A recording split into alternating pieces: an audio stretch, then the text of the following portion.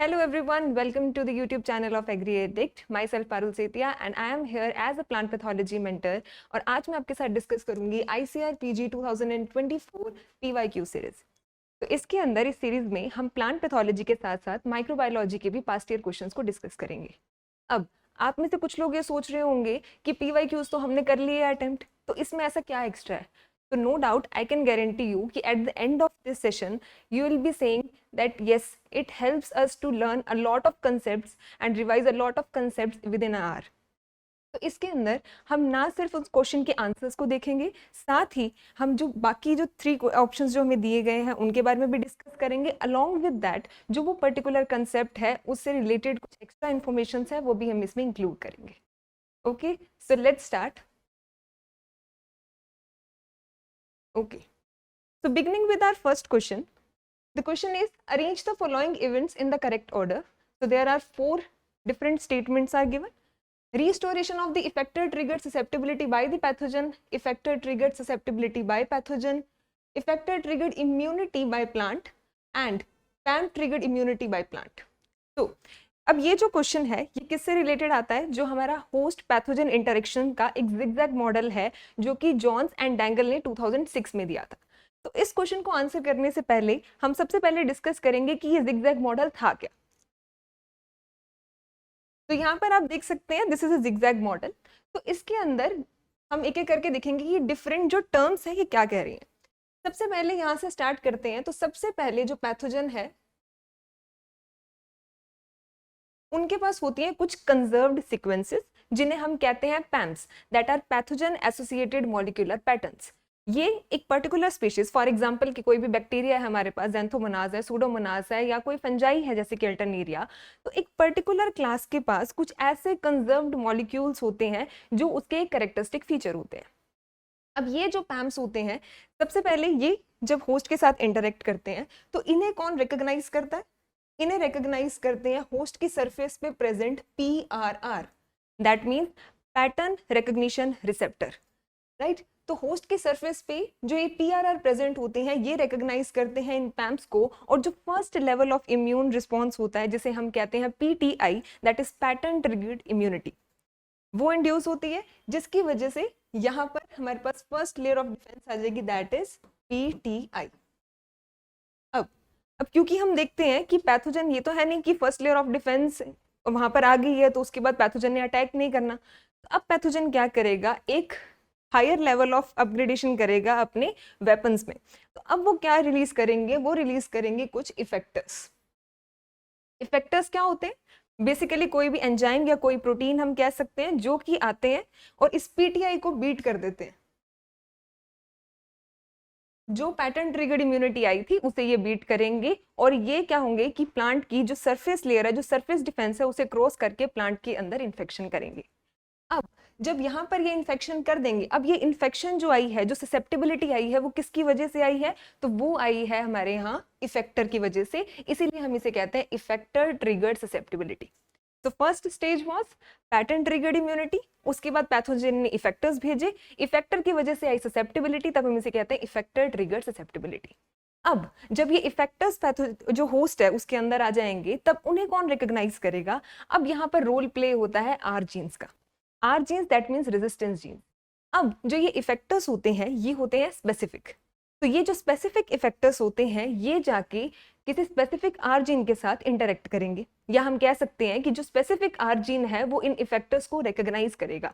और अगर ये आर जीन इन इफेक्टर को रिकॉग्नाइज कर लेते हैं तब वहां पर क्रिएट होती है हमारी second level of immune response, and that is हम कह सकते हैं ETI, that is effector triggered immunity. क्योंकि अब जो इम्यूनिटी आई है वो किसकी वजह से आई है? इफेक्टर्स की वजह से, क्योंकि आर जीन्स ने उन स्पेसिफिक इफेक्टर्स को रिकॉग्नाइज किया और उनके अगेंस्ट डिफेंस सिग्नल्स को भेजा जिसकी वजह से आई इफेक्टर ट्रिगर्ड इम्यूनिटी, राइट। अब ये जो कोएवोल्यूशन है ये लगातार चलता रहेगा, क्योंकि अब इसके बाद कुछ जो इफेक्टर्स की जो एक हम कहते हैं ना कि इस बार एक रेस आई थी और नेक्स्ट टाइम एक ज्यादा अपग्रेड या ज्यादा विरुलेंट रेस आई है, तो अब जो पैथोजन होंगे वो अगेन कुछ इफेक्टर भेजेंगे, उनके स्पेसिफिक अगेन कुछ आरजीन्स होंगे और इस तरीके से होस्ट और पैथोजन का कोएवोल्यूशन जो है वो चलता रहता है। अब जब हमने ये जिगजैग मॉडल को समझ लिया, अब हम चलते हैं ऑप्शंस की तरफ। अब यहाँ आप देख सकते हैं, अब यहाँ पर जब हमें सीक्वेंस अरेंज करनी है तब हमारे ऑप्शन देखते ही सबसे पहले हमें क्या क्लियर हो रहा है कि यहाँ पर क्या ही है, पैम ट्रिगर्ड इम्यूनिटी, राइट। क्योंकि सबसे पहले क्या थी, पैम्स को रिकॉग्नाइज किया और उसकी वजह से फर्स्ट लेयर ऑफ डिफेंस आया, दैट इज पैम ट्रिगर्ड इम्यूनिटी। अब पैम ट्रिगर्ड इम्यूनिटी के बाद सेकेंड क्या होगा, उसके बाद इफेक्टर्स आए। इफेक्टर्स ने क्या किया, पीटीआई को बीट किया और इन्फेक्शन को कॉज किया, ससेप्टेबिलिटी आई, जिसकी वजह से हम इसे क्या बोलते हैं, effector triggered susceptibility. Third stage क्या हुई, अब इफेक्टर्स को किया आर जीन्स ने रिकॉग्नाइज, जिसकी वजह से क्या आई थी हमारे पास, इफेक्टर ट्रिगर्ड इम्यूनिटी। एंड जब दोबारा वो इफेक्टर्स आएंगे और दोबारा वो इस ईटीआई को बीट करके नया रेस लेकर आएंगे, तब दोबारा क्या आ जाएगी, restoration of effector triggered susceptibility, क्योंकि अब ससेप्टेबिलिटी दोबारा आएगी, राइट। तो ये हो जाएगी हमारी फोर्थ स्टेटमेंट। अब इसकी सीक्वेंस क्या बनी है हमारे पास, that is E, B, then C and then A. So our option A will be right. Okay? चलिए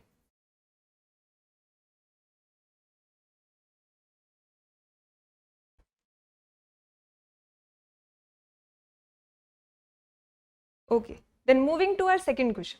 अब सेकंड क्वेश्चन में क्या है हमारे पास, असर्शन रीजन स्टेटमेंट कह सकते हैं, या हम सीधा इन्होंने दिए हुए कि इन्होंने दो स्टेटमेंट्स दिए हैं एंड आपसे ये पूछा है क्या ये दोनों स्टेटमेंट ठीक है या ये दोनों स्टेटमेंट ही गलत हैं, either one of them is correct. Okay, so let's do first statement. So first statement is vertical resistance is exploited in agriculture by pathologists and breeders for the crop improvement. And second statement है vertical resistance is mostly monogenic in nature. तो सबसे पहले in terms को समझते हैं। तो अब हमारे पास यहाँ टर्म क्या है, सबसे पहली वर्टिकल रेजिस्टेंस, इसके वाइस वर्सा दूसरी टर्म हमारे पास क्या होती है, HR, that is horizontal resistance. अब वर्टिकल रेजिस्टेंस और हॉरिजॉन्टल रेजिस्टेंस, इन दोनों का कंसेप्ट जो है वो किसने दिया था, वॉन्डर प्लांक, जिन्हें हम फादर ऑफ एपिडेमियोलॉजी भी कहते हैं, ठीक है। तो वर्टिकल रेजिस्टेंस और हॉरिजॉन्टल रेजिस्टेंस को अगर हमें समझना है तो इसको आप डायरेक्टली लिंक कर सकते हैं, जैसे हम जेनेटिक्स के अंदर पढ़ते हैं qualitative characters and quantitative characters, similarly हम यहाँ पर उसका डिफरेंस सेम यहाँ पर पढ़ सकते हैं। ये देखिए, अब यहाँ पर है vertical resistance and horizontal resistance. Simple language के अंदर बस हम देखें इसे तो क्या मतलब होता है कि वर्टिकल रेजिस्टेंस एक ऐसी रेजिस्टेंस होती है जिसके अंदर जो होस्ट है, जो प्लांट है, वो पैथोजन की किसी एक या कुछ स्पेसिफिक रेस के लिए कंप्लीटली रेजिस्टेंट होता है। यानी कि फॉर एग्जांपल अगर उस पैथोजन के पास 5 रेसेस है, 1 2 3 4 5, तो अगर वहां वर्टिकल रेजिस्टेंस है तो वो पर्टिकुलर आर्जिन्स जो होंगे वो रेस 1 और रेस 2 के लिए कंप्लीटली रेजिस्टेंस होंगे, लेकिन 3 4 5 को वो कुछ नहीं कर सकते हैं, उसके अगेंस्ट वो वर्क नहीं कर सकते हैं। अगर हम बात करते हैं हॉरिजॉन्टल रेजिस्टेंस की, तो हॉरिजॉन्टल रेजिस्टेंस का मतलब होता है जब ये जो हमारी रेजिस्टेंस होगी ये पांचों रेसेस के लिए थोड़ी थोड़ी करके रेजिस्टेंस शो करती है, ठीक है। That means it is a quantitative character, और जो वर्टिकल रेजिस्टेंस होती है वो क्वालिटेटिव है कि या तो मैं रेजिस्टेंस शो करूंगी या फिर मैं रेजिस्टेंस शो नहीं करूंगी। तो यहाँ पर आप इस पिक्चर में देख सकते हैं, यहाँ पर जो आपको ग्राफ दिख रहा है ये है वर्टिकल रेजिस्टेंस का ग्राफ। अब यहाँ पर देखिए कि इस पर्टिकुलर रेस के लिए रेजिस्टेंस जो है दैट इज 100%, और जिन रेसेस के अंदर नहीं है वो है 0%। जबकि हम हॉरिजॉन्टल रेजिस्टेंस में देख सकते हैं कि सभी रेसेस के लिए equal, nearly equal amount of resistance जो है ये शो कर रहा है, so that is a quantitative character, right. अब क्वालिटेटिव क्वांटिटेटिव को देखिए, वर्टिकल रेजिस्टेंस जो है पहला इसका जो नेम होता है दैट इज रेस स्पेसिफिक, क्योंकि कुछ पर्टिकुलर रेसेस के लिए रेजिस्टेंस शो कर रही है। सेकेंड चीज होता है मोनोजेनिक, या ऑन एक्सट्रीम केस हम इसको ओलिगोजेनिक भी बोल सकते हैं। ओलिगोजेनिक मीन्स अगर ये फ्यू जीन्स इसको कंट्रोल कर रहे हैं, राइट। सिंगल आर जीन होगा दैट इज वेरी स्पेसिफिक, और इसकी वजह से जो आता है majorly hyper sensitive response. Hyper sensitive response क्या होता है, एक सिंपल लैंग्वेज में आप इसको समझे तो इसको हम कहते हैं PCD, that is programmed cell death. अब ये जो हाइपर सेंसिटिव रिस्पॉन्स आता है, ये जो डिफेंस रिस्पॉन्स है ये किसके अगेंस्ट होता है, जनरली बायोट्रॉफिक पैथोजेंस के अगेंस्ट होता है। बायोट्रॉफिक पैथोजेंस जो होते हैं उन्हें लिविंग होस्ट चाहिए होता है अपने ग्रोथ एंड मल्टीप्लिकेशन के लिए। तब प्लांट क्या करता है, हाइपर सेंसिटिव रिस्पॉन्स के केस में जो पॉइंट ऑफ इन्फेक्शन होता है, फॉर एग्जाम्पल यहाँ जो है वो इन्फेक्शन हुआ, इसके सराउंडिंग जितनी भी नेबरिंग सेल्स हैं, ठीक है, यहाँ इन्फेक्शन होते ही यहाँ पर क्या जाएगा, डिफेंस सिग्नल्स जाएंगे, सिग्नलिंग जाएगी। सिग्नलिंग जाते इसकी जो नेबरिंग सेल्स है वहां पर क्या हो जाएगी, एपोप्टोसिस हो जाएगी, यानी कि ये जो नेबरिंग सेल्स हैं इनकी डेथ हो जाएगी, ये नेक्रोटिक हो जाती है। कुछ लीव्स में जैसे आप देखते हैं कि वहां पर एक बस यहाँ लोकलाइज्ड से स्पॉट बने हुए हैं और आसपास सारी लीफ जो है हेल्दी है, तो that is a hyper sensitive response कि ये लीफ है तो यहाँ पे बस इसकी नेबरिंग सेल्स जो होंगी उनकी डेथ हो जाएगी। इसका रीजन क्या हुआ?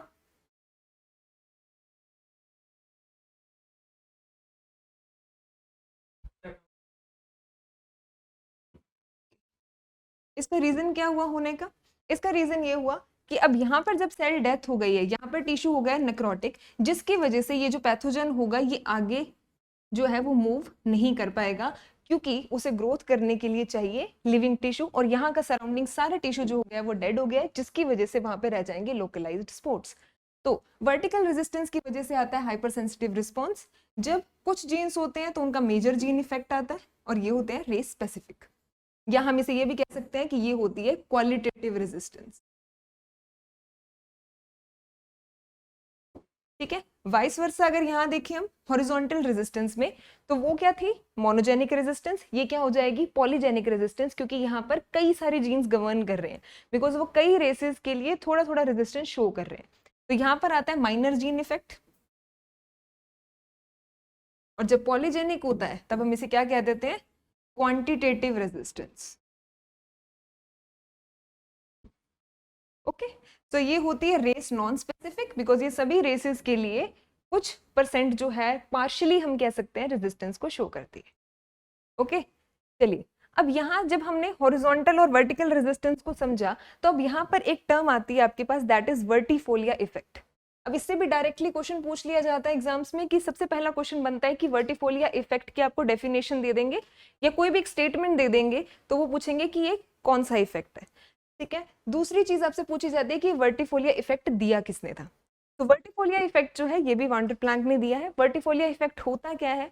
क्योंकि जो साइंटिस्ट या ब्रीडर्स हैं, हमें क्या चाहिए कि हम देखते हैं कि अगर हमारे उस पर्टिकुलर लोकेशन के अंदर, फॉर एग्जाम्पल राइस है, राइस के अंदर जो डिजीज आ रही है बैक्टीरियल ब्लाइट आ रही है, तो हमने ये देखा या साइंटिस्ट ने ये चीज देखी कि वहां पर जो आपके 3 नंबर की जो रेस है, रेस 3 है, वो वहां पर सबसे ज्यादा विरुलेंट शो कर रही है।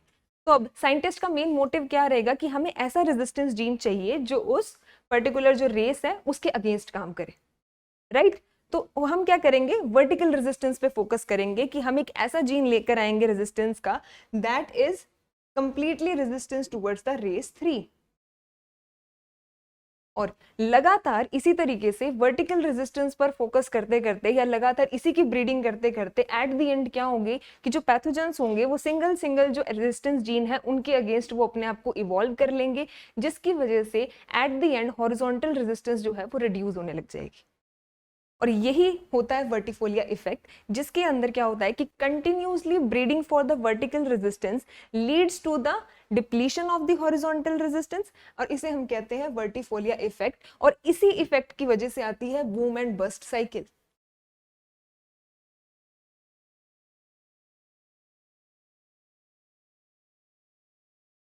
अब ये बूम एंड बस्ट साइकिल जो प्रिस्टली ने दी थी, बूम एंड बस्ट साइकिल का बहुत सिंपल सा मतलब है जो भी हमने यहाँ बात की, that is boom and bust cycle. कि इनिशियली फॉर एग्जांपल यहाँ पर कोई एक पर्टिकुलर डिजीज जो है वो बहुत ज्यादा प्रोमिनेंट आ रही है, उस रेस के अगेंस्ट जब हम रेजिस्टेंस जीन ले आते हैं, तब वो जो क्रॉप है, जो वेराइटी है, वो कंप्लीटली क्या हो जाती है? उसके लिए रेजिस्टेंस हो जाती है। अब जब रेजिस्टेंट हो गई तो जितने भी फार्मर्स होंगे वो क्या लगाएंगे? वो कौन सी वेराइटी को प्रेफर करेंगे? That is resistance. तो लगातार जो उस पर्टिकुलर वेराइटी की जो ग्रोथ है या जो उसका प्रोडक्शन है वो बहुत ज्यादा अनलिमिटेड फॉर्म में इंक्रीज हो जाएगा, क्योंकि थ्रू आउट द एरिया में वो एक ही वेराइटी की प्रोडक्शन होगी। अब एक टाइम के बाद क्या होगा? जब वो पैथोजन की रेस उस पर्टिकुलर रेजिस्टेंस जीन को ओवरकम कर लेगी या उसके ऊपर उसको इवॉल्व करके एक नया रेस लेकर आएगी, तब सडनली क्या होगा कि एक लार्ज प्रोडक्शन ऑफ एरिया के अंदर जो वेराइटी होगी उसका डिस्ट्रक्शन हो जाएगा। That is the bust period. तो एक बार क्या आया? Boom period. एंड एक टाइम के बाद जब पैथोजन ने इवॉल्व किया तब क्या आया? Bust period. तो ये किसकी वजह से आ रहा है? कि जब हम लगातार वर्टिकल रेजिस्टेंस पे फोकस कर रहे हैं, जिसकी वजह से हॉरिजॉन्टल रेजिस्टेंस खत्म हो रही है, और इसे हम कहते हैं वर्टिफोलिया इफेक्ट, और इसकी वजह से ही आती है boom and bust cycle, right?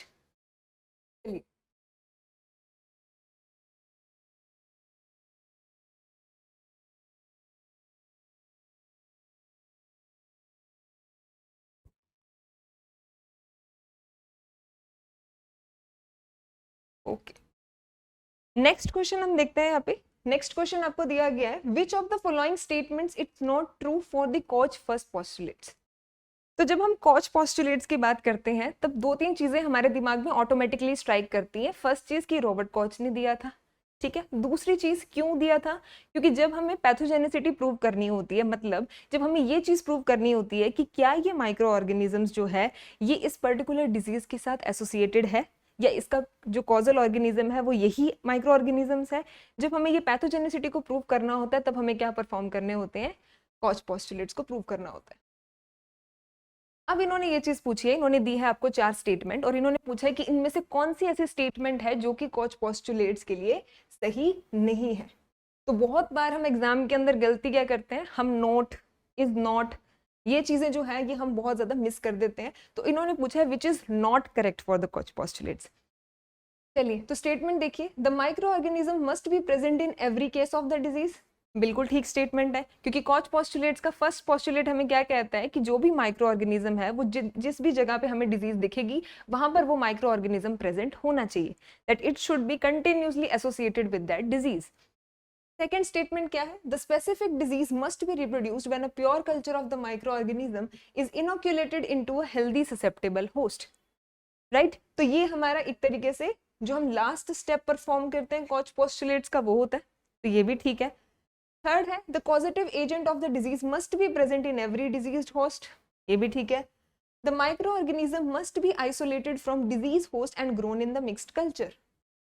अब यहाँ पर हो गई मिस्टेक, राइट, क्योंकि यहाँ पर क्या करते हैं, जब इन्होंने यहाँ पर बोला प्योर कल्चर को हम इनोकुलेट करते हैं तब यहाँ पर ये स्टेटमेंट इन्होंने क्या कर दी, कॉन्ट्राडिक्टरी कर दी कि यहाँ पे हम मिक्स्ड कल्चर इनोकुलेट कर रहे हैं, इस वजह से ये जो स्टेटमेंट रहेगी ये गलत रहेगी। अब एक बार चारों जो मेजर स्टेप्स होते हैं पैथोजेनिसिटी को प्रूव करने के वो क्या होते हैं, सबसे पहले यही पॉइंट होता है कि जो आपका माइक्रो ऑर्गेनिज्म है वो उस डिजीज के साथ एसोसिएटेड होना चाहिए। सेकेंड स्टेप हम क्या करते हैं, ये अगर आपका डिजीज्ड टिश्यू है, इस डिजीज्ड टिश्यू से हम क्या करेंगे, पैथोजन को आइसोलेट करेंगे। जो भी माइक्रो ऑर्गेनिज्म होगा उसे हम क्या करेंगे, आइसोलेट। किसमें करेंगे, प्योर कल्चर में, तो प्योर कल्चर ग्रो करेंगे, ठीक है। नेक्स्ट स्टेप जो होता है हमारे पास वो होता है इनोकुलेशन, कि अब जब हमारे पास प्योर कल्चर आ गया अब हम लेंगे हेल्दी प्लांट, हमने अगर मेज से किया था तो हम मेज का हेल्दी प्लांट लेंगे। अब इस कल्चर को हम किसी भी कोई भी इनोकुलेशन मेथड्स के थ्रू हम क्या करेंगे, इसके ऊपर इनोकुलेट करवाएंगे, राइट। इनोकुलेट कराने के बाद नेक्स्ट जो स्टेप रहेगा तब हम देखेंगे कि इसके ऊपर विजिबल सिम्टम्स आ रहे हैं या नहीं, राइट, कि इसी तरीके के स्पोर्ट्स अगर दोबारा बन रहे हैं तो हम एक तरीके से श्योर हो जाते हैं कि हाँ ये जो पैथोजन है या ये जो माइक्रो ऑर्गेनिज्म है वो इस डिजीज के साथ एसोसिएटेड है। लेकिन एक जो लास्ट सबसे इंपॉर्टेंट स्टेप रहता है दैट इज री आइसोलेशन। ये स्टेप इतना जरूरी इसीलिए है बिकॉज अगर लीफ के ऊपर स्पोर्ट्स बन रहे हैं तो वो कई सारे पैथोजेंस की वजह से हो सकते हैं, राइट। तो वो अल्टरनेरिया की वजह से भी हो सकते हैं, वो फिजेरियम की वजह से भी हो सकते हैं, वो कोई भी डिफरेंट पैथोजेंस की वजह से हो सकते हैं। तो ये रीअश्योर करने के लिए कि ये जो पर्टिकुलर पैथोजन है या ये जो पर्टिकुलर माइक्रो ऑर्गेनिज्म है, क्या ये वही माइक्रो ऑर्गेनिज्म है जो हमने सबसे पहले इस डिजीज्ड सैंपल से हमने आइसोलेट किया था। तो जब हम उसका री आइसोलेशन कर लेते हैं तब ये चीज प्रूव होती है that yes this particular micro organism is the causal agent of this particular disease, right. और यहाँ पर हमारे कंप्लीट होते हैं ये कोच पोस्टुलेट्स। तो यहाँ पर जो स्टेटमेंट गलत होगी दैट इज कि हम माइक्रो ऑर्गेनिजम्स को आइसोलेट करते हैं और उसे मल्टीप्लाई करवाते हैं प्योर कल्चर में, राइट।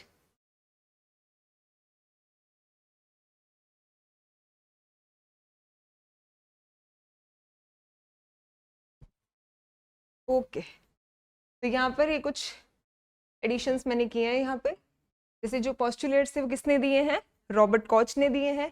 इसके अलावा रॉबर्ट कॉच की कई सारी कॉन्ट्रीब्यूशंस है प्लांट पैथोलॉजी के अंदर। इन्होंने एंथ्रिक्स डिजीज पे बहुत ज्यादा काम किया और इन्होंने ये चीज फाइंड आउट की थी कि एंथ्रिक्स डिजीज जो है कैटल में ये कौन कॉज करता है, that is through the bacillus.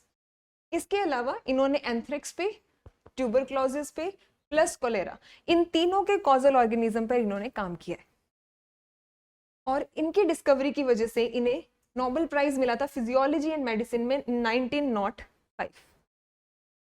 Okay, तो तो ये हमारा एक नेक्स्ट कंसेप्ट हमारा क्लियर हुआ कॉच पोस्टुलेट का। चलिए नेक्स्ट क्वेश्चन की हम बात करते हैं, choose the correct option about Magnaporthe.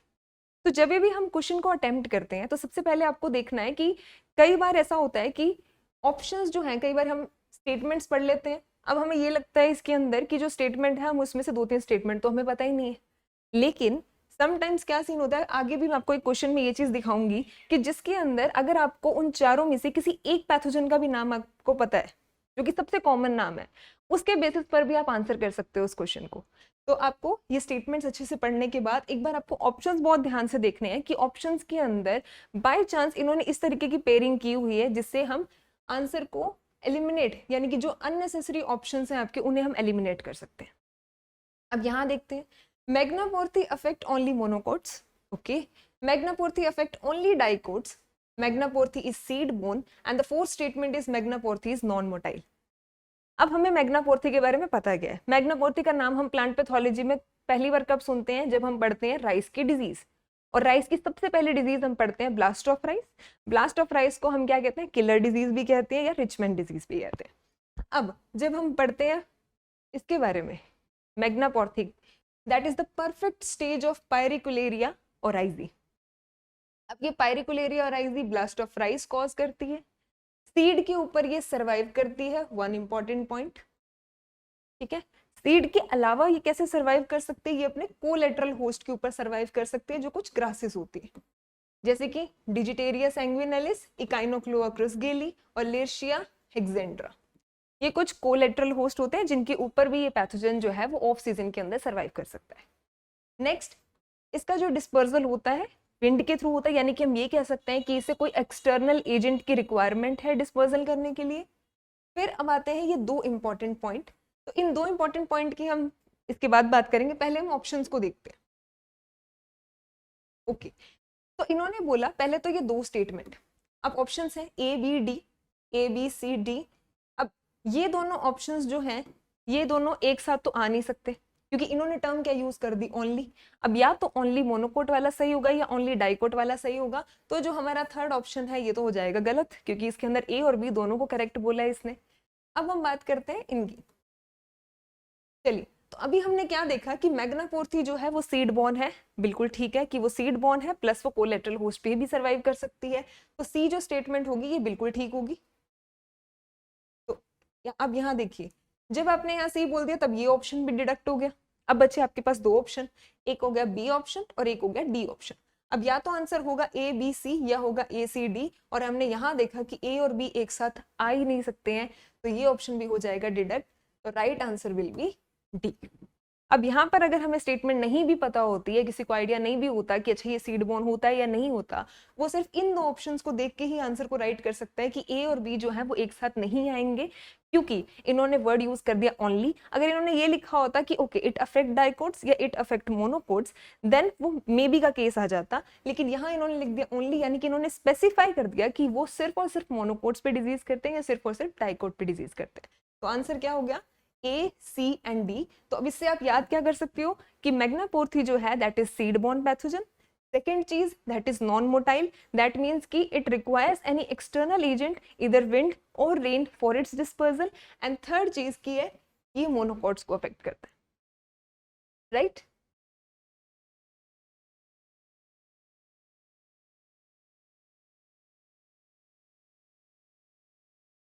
तो जब भी आप कोई भी मॉक टेस्ट लगाओ या जब भी आप कोई भी PYQs को अटेंड करो, तो उसके अंदर सिर्फ क्वेश्चन और उसका आंसर को देखना जरूरी नहीं होता। उसके अंदर मेन चीज ये है कि उन्होंने जो बाकी ऑप्शंस दिए हैं दैट आर इक्वली इंपॉर्टेंट, क्योंकि अगर उन्होंने उस पर्टिकुलर क्वेश्चंस के अंदर 3 और ऑप्शंस ऐड किए हैं तो उन 3 में से एटलीस्ट 1 या 2 ऑप्शंस ऐसे होंगे जो उस पर्टिकुलर से कुछ ना कुछ रिलेटेबल होंगे या जहां पर जाके स्टूडेंट कंफ्यूज हो सकता है। तो इसीलिए जब भी कोई टेस्ट सीरीज अटेम्प्ट की जाए या जब भी कोई PYQs करो, तो उसके जो बाकी ऑप्शंस हैं उसको बहुत ध्यान से देखो, क्योंकि कभी कभी क्या होता है कि अगर ये सेम क्वेश्चन रिपीट नहीं हुआ तो यहां से भी क्वेश्चन बन सकता है। तो इसीलिए आपको एक क्वेश्चन से एक कंसेप्ट नहीं, मिनिमम 3 to 4 कंसेप्ट जो है उन्हें रिवाइज करना है, राइट। चलिए नेक्स्ट क्वेश्चन को देखते हैं।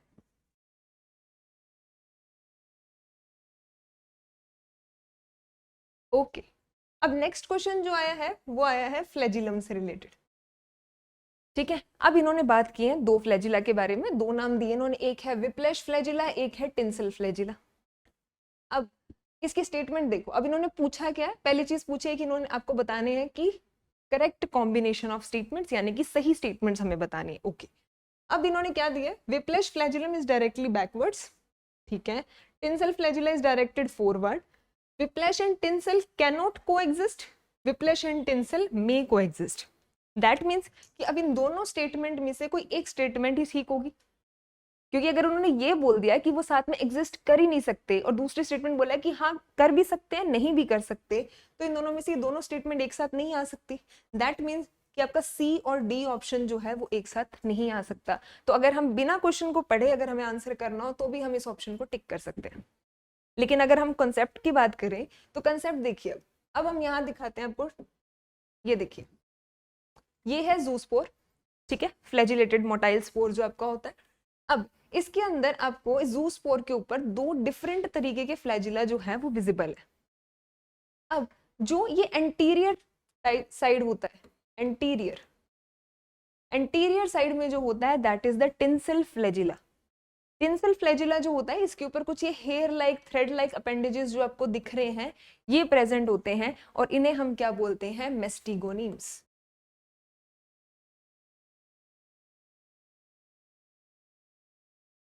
ओके, विप्लैश फ्लैजिला नाम क्यों दिए, क्योंकि विप की स्ट्रक्चर कैसे होती है, little broad at the base and narrow at the tip. तो जो विप्लैश फ्लैजिला होता है उसके इस तरीके की स्ट्रक्चर होती है। टिंसल की पहचान क्या है कि उसके ऊपर ऐसे फेदर लाइक आप बोल दो या थ्रेड लाइक बोल दो स्ट्रक्चर्स होती हैं जिन्हें कहा जाता है मेस्टिगोनीम्स। तो जो टिंसल फ्लैजिला होता है ये एंटीरियर साइड पर लोकेटेड होता है, विप्लैश फ्लैजिला जो होता है वो पोस्टीरियर साइड पर लोकेटेड होता है, या हम कह सकते हैं कि वो फॉरवर्ड है और ये बैकवर्ड प्रेजेंट है। तो ऑप्शन में क्या दिया था इन्होंने कि whiplash flagella is directly backward, correct statement, tinsel flagella is directly forward और एंटीरियरली, ये भी ठीक है।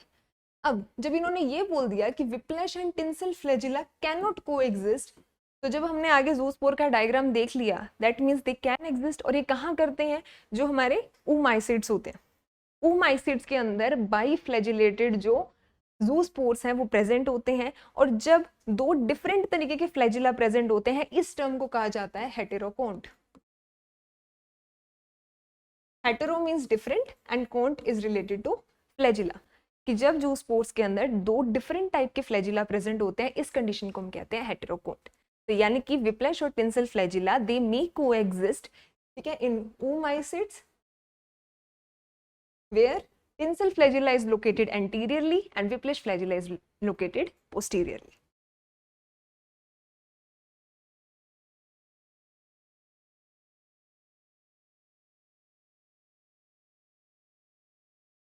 Okay okay. अब 2022 के बाद जनरली थोड़ा सा पैटर्न जो है 21 के बाद वो काफ़ी चेंजेस हो गए हैं, क्योंकि उसमें कुछ डिफरेंट तरीके के क्वेश्चंस का एडिशन करना शुरू कर दिया है। फर्स्ट, बुक एंड ऑथर के नेम। सेकंड, कि जो डायरेक्टली कुछ जो फैक्चुअल चीज़ें हैं जो हम कह सकते हैं ना कि जिसमें समझने वाली चीज़ें नहीं है कि आपको डायरेक्टली रट के जानी होगी कि ये इसके लिए एंटागोनिस्टिक है, ये जो है ये इसके लिए एंटीबायोटिक स्पेसिफिक है, ये टाइटल जो है ये इसे बोला जाता है। तो इस तरीके के जो डायरेक्ट क्वेश्चंस हैं वो बहुत ज़्यादा पूछने लगे हैं, specially in the form of match the following. तो ऐसा ही कि इन्होंने क्वेश्चन दिया है यहाँ पर कि हमको मैच करना है कि एक तरफ इन्होंने बायो कंपाउंड्स दिए हैं एंड सेकेंड साइड इन्होंने ऑर्गेनिज्म दिए हैं। तो बेसिकली जो ये चारों कंपाउंड्स इन्होंने दिए हैं ये क्या है, एंटीबायोटिक्स, ठीक है, दीज 4 आर एंटीबायोटिक्स। अब सबसे पहली जो है that is two four diacetyl phloroglucinol that is DAPG। ये DAPG जो है ये एंटीबायोटिक कौन प्रोड्यूस करता है, सूडोमोनास फ्लोरेसेंस, जो हम एक मेजर बायो कंट्रोल एजेंट की तरह यूज करते हैं। Second is हर्बिकोलिन। हर्बिकोलिन जो है दैट इज एंटीबायोटिक जो कौन प्रोड्यूस करता है, पेंटोइया एग्लोमेरिस, जिसे हम पहले किस नाम से जानते थे, अर्वीनिया हर्बिकोला। दैट मीन्स कि अर्वीनिया हर्बिकोला और पेंटोइया एग्लोमेरेंस जो है दैट इज सिमिलर, कि earlier it was known as Erwinia and now it is known as Pantoea. तो ये कौन प्रोड्यूस क्या प्रोड्यूस करते हैं, हर्बिकोलिन, राइट। थर्ड है ज्विटरमिसिन ए। ज्विटरमिसिन ए जो एंटीबायोटिक है ये कौन प्रोड्यूस करता है? Bacillus serious. बैसिलस सीरियस जो है it is a harmful and जो बैक्टीरिया है ये, जो कि मेजर वॉमिटिंग या डायरिया के जो डिजीज है सिम्टम्स जो है ये कॉज करता है। So it is a harmful bacteria. And fourth is xanthobaccin A, ये भी एक एंटीबायोटिक है, इसे कौन प्रोड्यूस करता है? लाइसोबैक्टर। तो इसमें आपको ये 4 एंटीबायोटिक्स ध्यान रखने हैं। पहला है डीएपीजी। डीएपीजी कौन कर रहा है? Pseudomonas florescence. सेकंड है आपके पास herbicolin, that is through the Pantoea agglomerans. Third है zwittermicin A, that is produced by Bacillus cereus, and fourth is Xanthobacin A, that is produced by Lysobacter. Okay अब ये बहुत एक इम्पॉर्टेंट हम कह सकते हैं from every exam of point of view. जब भी हम माइकोलॉजी की बात करते हैं तो वो माइकोलॉजी के अंदर जो 2-4 टॉपिक हम कहते हैं कि बहुत इंपॉर्टेंट है, तो उनमें से one of the important topic जो आता है दैट इज माइकोराइजा। तो अब इसके अंदर क्वेश्चन में ये पूछा है कि इनमें से कौन सी जो फंजाई है जो कि एंडोमाइकोराइजल एसोसिएशन जो है वो बनाती है। अब इस क्वेश्चन में सिर्फ हम ये डिस्कस नहीं करेंगे कि कौन सी बनाती है, जबकि हम इसके बारे में एक ब्रीफ में हम पूरा माइकोराइजा का कंसेप्ट जो है वो 1 मिनट में पढ़ लेंगे। ये देखिए, अब हमें पता है कि माइकोराइजा होता है क्या। तो माइकोराइजा का मतलब होता है फंगस रूट। यानी कि जब भी हम एक सिम्बायोटिक एसोसिएशन की बात करते हैं तो स्कूल टाइम से हमें 2 ही नाम याद रहते हैं, one is lichen and one is mycorrhiza. Lichen is the symbiotic association between algae and fungi, and mycorrhiza is the symbiotic association between fungus and plant roots. अब ये जो माइकोराइजा होते हैं ये बेसिकली 2 तरीके के हैं आपके पास, एक्टोमाइकोराइजा और एंडोमाइकोराइजा। नाम से क्लियर हो रहा है, जब हम एक्टो बोल देते हैं दैट मीन्स कि ये जो माइकोराइजा का एसोसिएशन है ये आपको प्लांट के अंदर पेनिट्रेट नहीं करेगा। इसमें जो फंगल एसोसिएशन है वो अंदर कॉर्टिकल सेल्स तक पेनिट्रेट करके एसोसिएशन शो नहीं करेंगी, वो रह जाती है सरफेस पर, ठीक है। और जो एंडोमाइकोराइजा है दैट मीन्स कि वो अंदर इंटरसेलुलर स्पेस प्लस जो कॉर्टिकल सेल्स हैं उनके अंदर तक जाके एसोसिएशन शो करती है। अब इसमें से क्वेश्चन किस किस तरीके के बन सकते हैं। अभी इन्होंने पहला क्वेश्चन एक आपसे पूछ लिया कि कौन से जो फंगल फॉर्म्स हैं या कौन सी जो फंगल क्लास है जो कि एंडोमाइकोराइजल एसोसिएशन बनाती है। अब इसमें ये भी पूछ सकते हैं कि कौन सी एक्टोमाइकोराइजल बनाती है। तीसरा क्वेश्चन ये भी पूछ सकते हैं कि आर्बिस्क्यूलर माइकोराइजा कौन सी माइकोराइजा को कहते हैं। फोर्थ क्वेश्चन ये बन सकता है कि आर्बिस्क्यूल्स और वेसिकल्स कौन सी वाली माइकोराइजा में बनते हैं। नेक्स्ट पूछ सकते हैं कि हार्टिगनेट क्या होता है, ये किस में बनता है। And next is mental and sheath. तो इस इतने छोटे से कंसेप्ट के अंदर आपके पास 5 से 6 एग्जाम पॉइंट ऑफ व्यू से क्वेश्चन बनते हैं। तो इसको हम एक सिंगल डायग्राम के अंदर सब समझते हैं। देखिए यहाँ पर सबसे पहले आपको दिख रहा है एक्टोमाइकोराइजा। अब एक्टोमाइकोराइजा में आपको याद क्या क्या टर्म्स रखनी है कि जो हार्टिगनेट बनता है और दूसरी जो मेंटल शीथ बनती है। अब शीथ बन रही है तो सराउंड बाहर बन रही है, ठीक है। तो शीथ जो है वो बाहर बनती है, तो बाहर कौन सा प्रेजेंट है? एक्टोमाइकोराइजा। तो नेट और शीथ जो है वो बाहर बन रहे हैं, that is it is a part of ectomycorrhizal association. Arbuscules और वेसिकल्स जो है ये अंदर बन रहे हैं, तो it is a part of endomycorrhizal association, ठीक है। अब जो ये हार्टिगनेट होता है ये शीथ होती है, इनका काम क्या होता है? तो बेसिकली जब माइकोराइजल एसोसिएशन की बात करते हैं तो हम कहते हैं कि जो प्लांट्स होता है वो फंगस को क्या प्रोवाइड करवाता है? फूड प्रोवाइड करवाता है, और इन एक्सचेंज जो फंगस होती है वो प्लांट को क्या प्रोवाइड करती है? Water and nutrients. अब यहाँ पर इनका यही काम रहता है, बस ये क्या करते हैं, एक तो इसकी सराउंडिंग एक शीथ बना लेते हैं, ठीक है, this is mental sheath. And इसके इंटरसेलुलर स्पेस के अंदर, क्योंकि ये कॉर्टिकल सेल्स के अंदर नहीं जाता है, इंटरसेलुलर स्पेस में क्या बना लेता है? हार्टिगनेट, ठीक है। इनका बेसिकली फंक्शन यही रहता है ताकि जो एक्सचेंज है न्यूट्रिएंट्स का उसे ये इंक्रीज कर सके। अब सराउंडिंग ये जो नेट सी ब्रांचेस इस तरीके से बनाते हैं, इससे क्या करते हैं कि ये सॉइल से न्यूट्रिएंट्स को खींचते हैं, उसके बाद इन हार्टिगनेट शीथ के थ्रू पास करके प्लांट तक वाटर एंड न्यूट्रिएंट्स की सप्लाई करवाते हैं। एंडोमाइकोराइजल के अंदर क्या होता है? आर्बिस्क्यूल्स जो होते हैं इनका मेजरली काम होता है न्यूट्रिएंट एक्सचेंज का, और जो वेसिकल्स होते हैं इनका काम होता है फंगस के लिए न्यूट्रिएंट को स्टोर करने का, या हम कह सकते हैं फूड स्टोरेज। तो वेसिकल का काम होता है स्टोरेज का, एंड आर्बिस्क्यूल्स जो होते हैं इनका काम होता है एक्सचेंज का, एक्सचेंज ऑफ द न्यूट्रिएंट्स, ठीक है। तो ये 2 टर्म आपको बहुत अच्छे से ध्यान रखनी है, यहाँ पे 2 इससे एसोसिएटेड है, 2 इससे एसोसिएटेड है। फिर जो क्वेश्चन के अंदर इन्होंने पूछा आपसे कि कौन सी क्लास बिलोंग करती है, तो एंडोमाइकोराइजल का नाम होता है आर्बिस्क्यूलर माइकोराइजा, और ये कौन सी फंगल क्लास बनाती है? ग्लोमेरोमाइसिट्स। और जो एक्टोमाइकोराइजल होता है वो कौन बनाती है? बेसिडियोमाइकोटा और एस्कोमाइकोटा।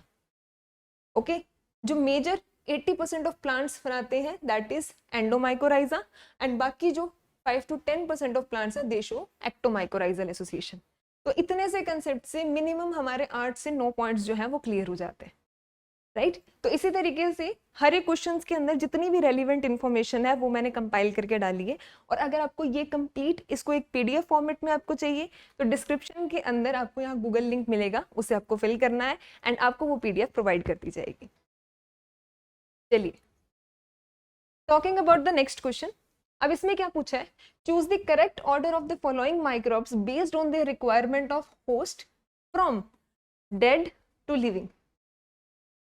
अब इन्होंने क्वेश्चन को वैसे ही बहुत सिंपल कर दिया। इस क्वेश्चन को ये घुमा के भी उनकी न्यूट्रिएंट रिक्वायरमेंट की टर्म वगैरह देके भी कर सकते थे, बट इन्होंने सिंपली हमें बोला है कि आपको डेड से लेकर लिविंग तक पे जाना है, कि जो एक ग्रोथ का ऑर्डर है, या जो हम कह सकते हैं कि उनकी डेवलपमेंट का ऑर्डर हो गया कि कौन कितने ज्यादा डेवलप्ड है।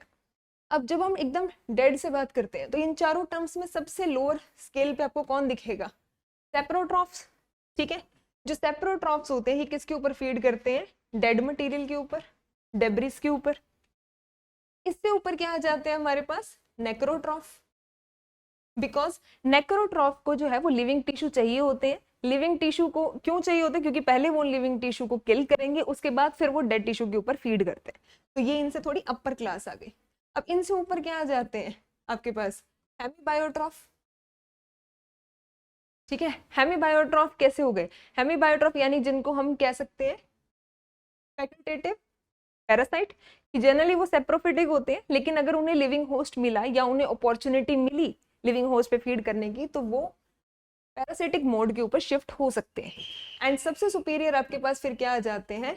बायोट्रॉफ, जिन्हें कंप्लीट लाइफ साइकिल को कंप्लीट करने के लिए, कंप्लीट ग्रोथ और मल्टीप्लिकेशन के लिए जिन्हें कौन चाहिए? लिविंग टिश्यू चाहिए। तो moving from the dead to living, आपकी सीक्वेंस क्या रहेगी इसके अंदर? A, then D, then C and then B. तो ऑप्शन क्या हो जाएगा आपके पास? बी। ठीक है, चलिए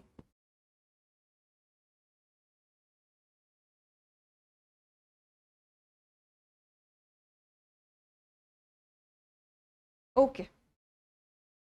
next question is which of the following is not a feature of oomacetic plant pathogen. अब जब इन्होंने oomacetes की बात करती है तो हम, अब इसमें क्या हो गया है? देखो 2021 के बाद जो मेजर फोकस रहा है कि पहले सीधा ये पूछ लेते थे कि हाँ कि इनके पास सिनोसिटिक नेचर जो है वो किसके पास प्रेजेंट है, उसमें दे दिया इन्होंने जाइगोमाइस्टिस, oomacetes, एस्को या बेसिडियो। या हम सीधा पूछ लेते हैं आपके पास कि जो क्लैम्प कनेक्शन बन रहा है वो किस में बन रहा है, तो आप डायरेक्टली बेसिडियो दे देते हो।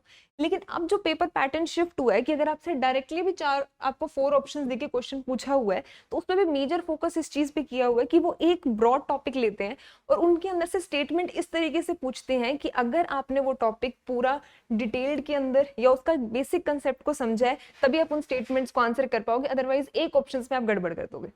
अब इन्होंने जब ये बोल दिया कि oomacetes का कौन सा करेक्टर नहीं है तो हमें oomacetes के बेसिक करेक्टर पता होने चाहिए।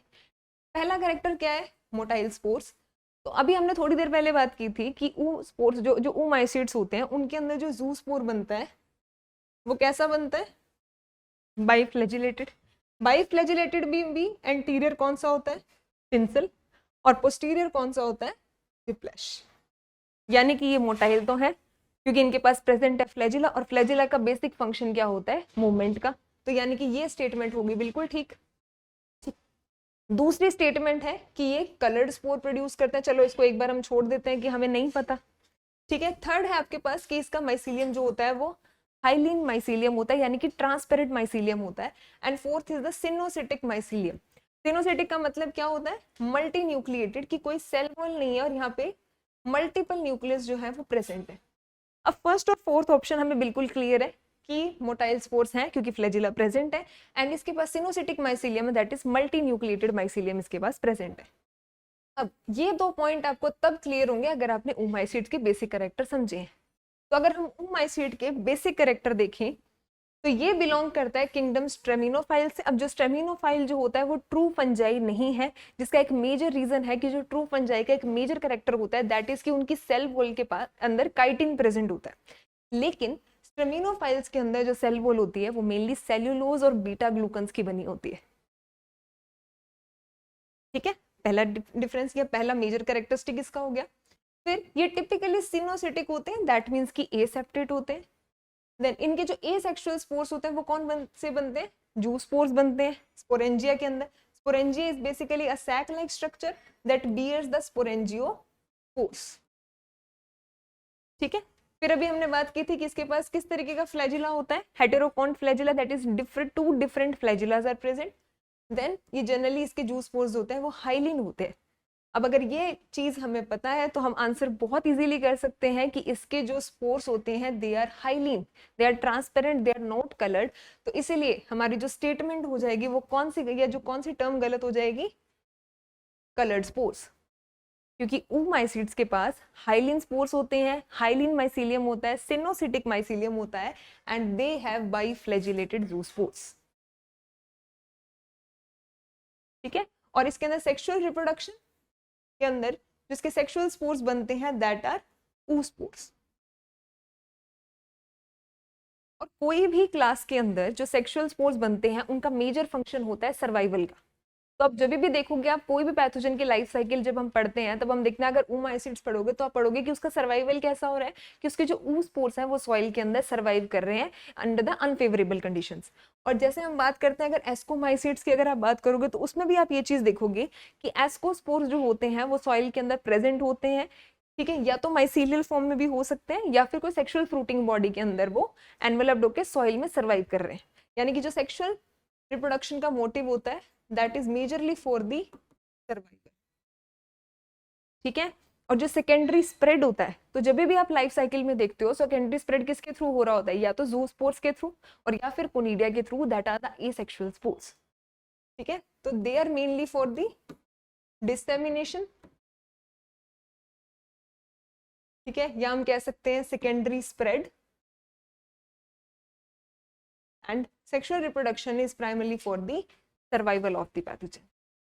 Right, okay then next question is, which of the following was responsible for the extinction of the banana variety Gros Michel from the market due to its high susceptibility? ठीक है, अब इन्होंने बात की है बनाना की वैरायटी की, और अब यहाँ पर एक बार आप कॉजल ऑर्गेनिज्म पे ध्यान दो तो इन्होंने बेसिकली दो कॉजल ऑर्गेनिज्म दिए हैं। एक इन्होंने दिया है फिजेरियम ऑक्सीस्पोरम फॉर्मा स्पेशलिस क्यूबेंस, एंड दूसरा इन्होंने दिया है राल्स्टोनिया सोलनरीसियम। ठीक है, अब हम बात करते हैं कि सबसे पहले तो ये ग्रॉस मिशेल ये किससे रिलेटेड है। तो ये जो वैरायटी रिलेटेड जिन्होंने बात की हुई है यहाँ पे that is related to the Panama wilt, that is the fungal wilt caused by Fusarium oxysporum forma specialis क्यूबेंस। अब इसके अंदर क्या है कि इसकी जो एक्सटिंक्शन हुई थी वो किसकी वजह से हुई थी, वो हुई थी रेस 1 की वजह से। ठीक है, रेस 1 की वजह से इस वैरायटी की एक्सटिंक्शन हुई थी। अब दूसरे अगर ऑप्शंस की भी अगर हम बात करते हैं तो अगर इसकी जगह आपसे पूछा होता है कि जो कैवेंडिश बनाना की वैरायटी है, जो इसकी कैवेंडिश वैरायटी है वो कौन सी रेस के लिए ससेप्टेबल है, तो वो है रेस 4 के लिए। ठीक है, तो पनामा वीड किसकी वजह से होता है, फिजेरियम ऑक्सीस्पोरम फॉर्मा स्पेशलिस क्यूबेंस, और ग्रॉस मिशेल जो वैरायटी है ये किसके लिए ससेप्टेबल है, इसके एक्सटेंशन किसकी वजह से हुआ है, रेस 1 की वजह से, और कैवेंडिश जो वैरायटी है उसका एक्सटेंशन किसकी वजह से हुआ है, रेस 4 की वजह से। ठीक है, जो राल्स्टोनिया सोलनरेशियम है ये बैक्टीरियल विल्ट कॉज करती है, और इनकी जो ससेप्टेबिलिटी थी that is due to the fungal wilt, और ये जो है ये बेसिकली बनाना से रिलेटेड रेस ही नहीं है, ये सोलनेसी के अंदर आ जाती है। ठीक है, तो अभी आपको मेजरली यहाँ से 3 चीजें याद हो रही हैं। पहली चीज कि पनामा विल्ट जो है वो किसकी वजह से हो रही है। सेकेंड चीज, ग्रॉस मैगल जो वैरायटी है किसके लिए ससेप्टेबल है, रेस 1 के लिए, और कैवेंडिश जो है वो किसके लिए ससेप्टेबल है, रेस 4 के लिए। तो इसमें आंसर क्या आ जाएगा आपका, फ्यूजेरियम ऑक्सीस्पोरम फॉर्मा स्पेशलिस क्यूबेंस। ठीक है, चलिए।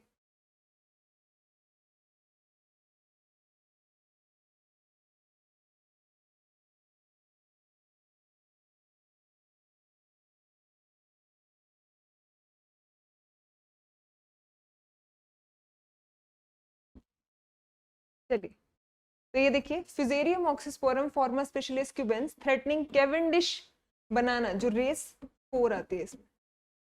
ठीक है, यहाँ पर आपको दिख सकता है पनामा विल्ट के सिम्टम। ठीक है, ये विल्टिंग सिम्टम दिख रहे हैं हमें इसके अंदर। और जो राल्स्टोनिया सोलेनरेशियम है, राल्स्टोनिया सोलेनरेशियम क्या कॉज करती है? बैक्टीरियल विल्ट कॉज करती है। और जो लास्ट में हमने इसका राल्स्टोनिया सोलेनरेसी जो हमने देखी थी यहाँ पे race 4, that basically cause infection to the ginger and not banana. ठीक है, okay. Next question is given below are the two statements, one is labeled as assertion and reason, जो कि एक तरीके से सबसे इंपॉर्टेंट रोल प्ले करता है आपके एग्जाम के अंदर और सबसे बड़ा डर होता है स्टूडेंट्स का, क्योंकि इसके अंदर अगर आपको स्टेटमेंट्स पता भी है ठीक है या नहीं है, तो सबसे बड़ी कंफ्यूजन होती है ऑप्शन ए और बी देखने के अंदर कि क्या जो स्टेटमेंट बी है वो असर्शन को एक्सप्लेन कर रही है या नहीं कर रही। ठीक है, तो पहले तो देखते हैं कि स्टेटमेंट ठीक है या नहीं है, then will talk about the explanation. Assertion इन्होंने क्या दिया है? Phytoplasma do not have cell wall and motility. ठीक है, कि फाइटोप्लाज्मास जो होते हैं, मेलोस जो होते हैं, उनके पास सेल वॉल प्रेजेंट नहीं होती है, उनके पास फ्लैजिला भी प्रेजेंट जो है वो नहीं होता है। अब ये सेल वॉल के कंसेप्ट से अगर यहीं पर हम एक चीज याद करें तो इसके पास सेल वॉल नहीं होती है, इसीलिए जो फाइटोप्लाज्मास होते हैं they are resistant to penicillin antibiotic, they are resistant to penicillin. क्यों? क्योंकि जो पेनिसिलिन एंटीबायोटिक जो होती है, इसका जो मेजर मोड ऑफ एक्शन होता है या जिसका जो टारगेट होता है दैट आर सेल वॉल। अब इनके पास सेल वॉल प्रेजेंट ही नहीं होती है, इसीलिए इनके ऊपर पेनिसिलिन का कोई इफेक्ट नहीं पड़ता है, इसलिए इनके लिए यूज की जाती है tetracycline. Okay, so tetracycline is majorly effective against the mycoplasma or we can say the phytoplasma. Second statement इन्होंने दी है कि phytoplasma colonize the phloem, that is absolutely correct, कि जो फाइटोप्लाज्मास होते हैं वो मेनली कहाँ प्रेजेंट होते हैं? वो फ्लोएम के अंदर प्रेजेंट होते हैं, एंड फ्लोएम के अंदर भी मेनली सीव सेल्स के अंदर प्रेजेंट होते हैं। ठीक है, अच्छा, अब दोनों स्टेटमेंट तो ठीक है, पर क्या हम अगर हम इसको इस तरीके से पढ़ के देखें, क्योंकि जो फाइटोप्लाज्मास है वो फ्लोएम के अंदर रह रहे हैं, इस वजह से उनके पास सेल वॉल नहीं है, तो ये स्टेटमेंट जस्टिफाई नहीं कर रही है। दैट मीन्स कि हम कह सकते हैं कि स्टेटमेंट दोनों ठीक है, बट रीजन जो है वो ये बी स्टेटमेंट ए का रीजन नहीं है। These are both are the basic characteristic symptom of the phytoplasma.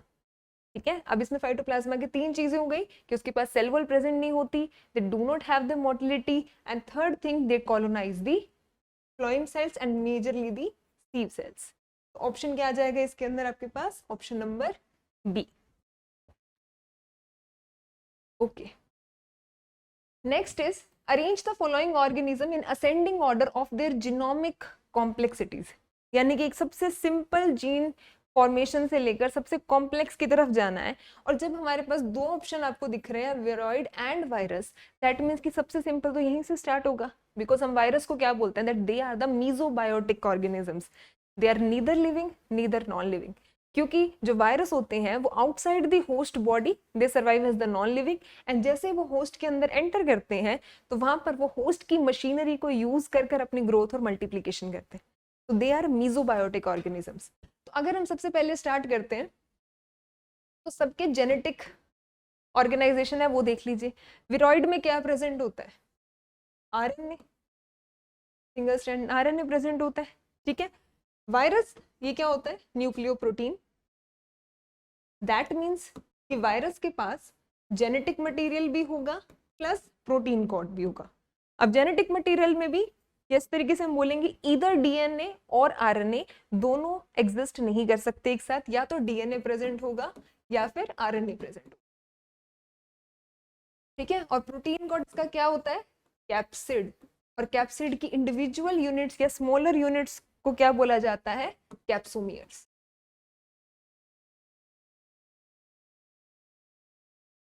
ठीक है, और बैक्टीरिया क्या आ जाते हैं? बैक्टीरिया आ जाते हैं हमारे कंप्लीटली यूनिसेलुलर ऑर्गेनिज्म।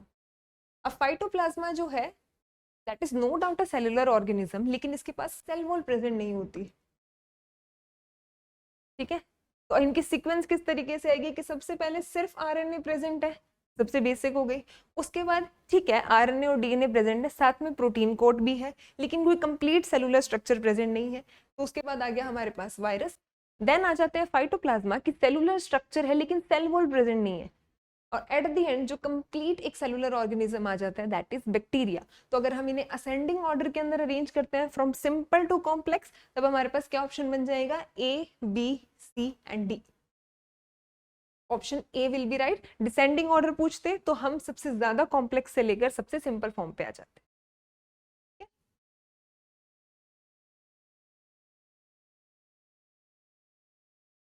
ओके ये देखिए यहाँ पर आपको लिख दिया गया है यहाँ पे, ताकि जब आप रिवीजन करेंगे अगर पीडीएफ फॉर्मेट से तो आपको यहाँ पर एक्सप्लेनेशन गिवन है सबकी। that viroid are the single circular strand of RNA, they are not engaged in the protein capsid, ये न्यूक्लियोप्रोटीन होते हैं। Phytoplasmas are the obligate intracellular plant pathogenic bacteria, जिनके पास सेल वॉल एब्सेंट होती है। और बैक्टीरिया जो होते हैं they are single celled prokaryotic organisms.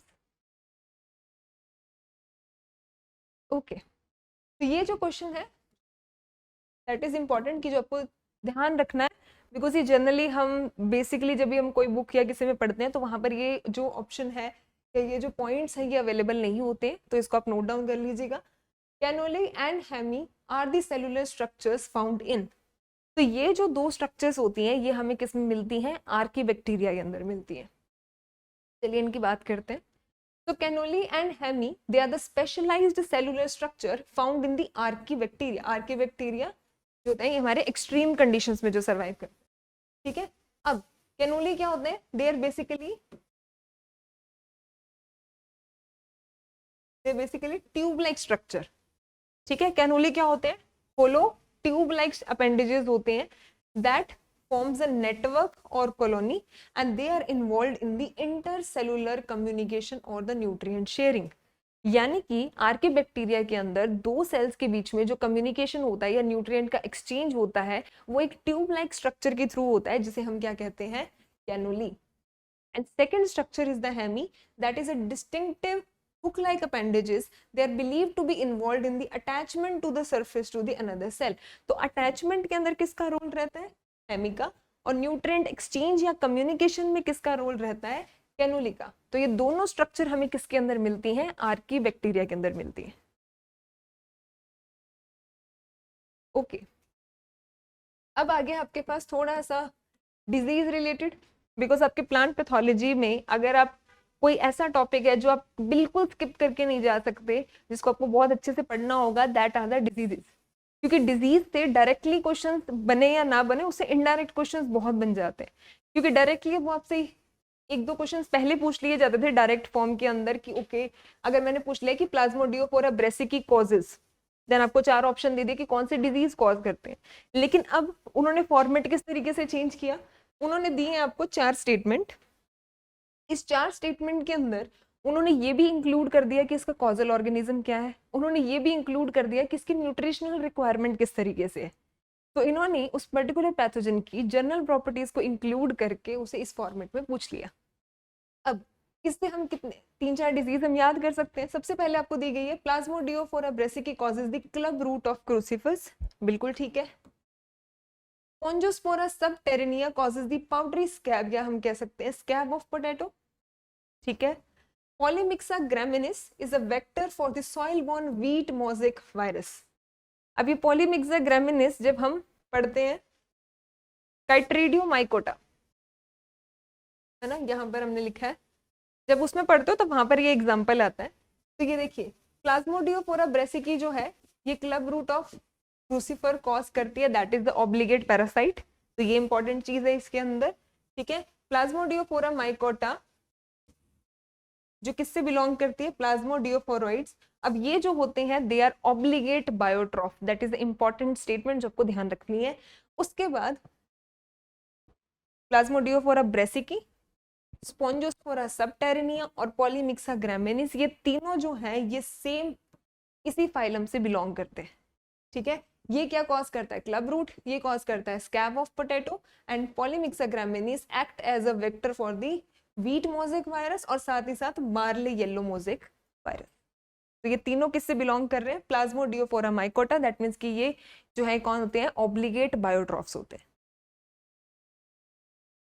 चलिए अब नेक्स्ट आपका जो क्वेश्चन है ये इन्होंने पूछा गया है किससे रिलेटेड, कि हम बात जब करते हैं एक्टिव इन्वेडर की या पैसिव इन्वेडर की, तो उसके अंदर हमें पता होता है कि जो फंजाई है वही ऐसे एक पैथोजेंस होते हैं जो कि एनर्जी का यूटिलाइजेशन कर कर, जो एनर्जी लगाकर खुद से जो इन्फेक्शन पैक बनाते हैं या एप्रिसोरियाज बनाते हैं या इन्फेक्शन को कॉज करते हैं, जबकि जो बैक्टीरिया हो गए या वायरसेस हो गए they are the passive invaders, क्योंकि इन्हें कोई ना कोई या तो एजेंट चाहिए होता है इनका ट्रांसमिशन करवाने के लिए, और या फिर इन्हें कोई बायोटिक एजेंट, इधर कोई ए बायोटिक एजेंट, क्योंकि हम जनरली उसमें पढ़ते हैं कि या तो कोई ओपनिंग मिल जाए इन्फेक्शन के लिए, चाहे वो नेचुरल ओपनिंग्स हो, चाहे वो कोई वुंड हो, अब वो चाहे कोई इंसेक्ट बाइट से हुआ है, चाहे कोई मैकेनिकल थिंग से हुआ है, ठीक है। इसीलिए जब भी हम फ्रूट की डिजीज पढ़ते हैं तो उसके अंदर एक चीज ऐसी आती है कि जब भी हम ट्राई करते हैं कि उसमें कोई बैक्टीरियल इन्फेक्शन है, तो बैक्टीरियल इन्फेक्शन के अगेंस्ट मैनेजमेंट में एक सबसे मेजर पॉइंट होता है कि avoid any sort of injury. अगर इंजरी होगी तो वहां पे बैक्टीरियल इन्फेक्शन होने के चांसेस सबसे ज्यादा रहते हैं, ठीक है। तो अब यहाँ पर देखिए क्या दिए, bacteria needs pre existing openings और wounds on the plant to initiate the infection.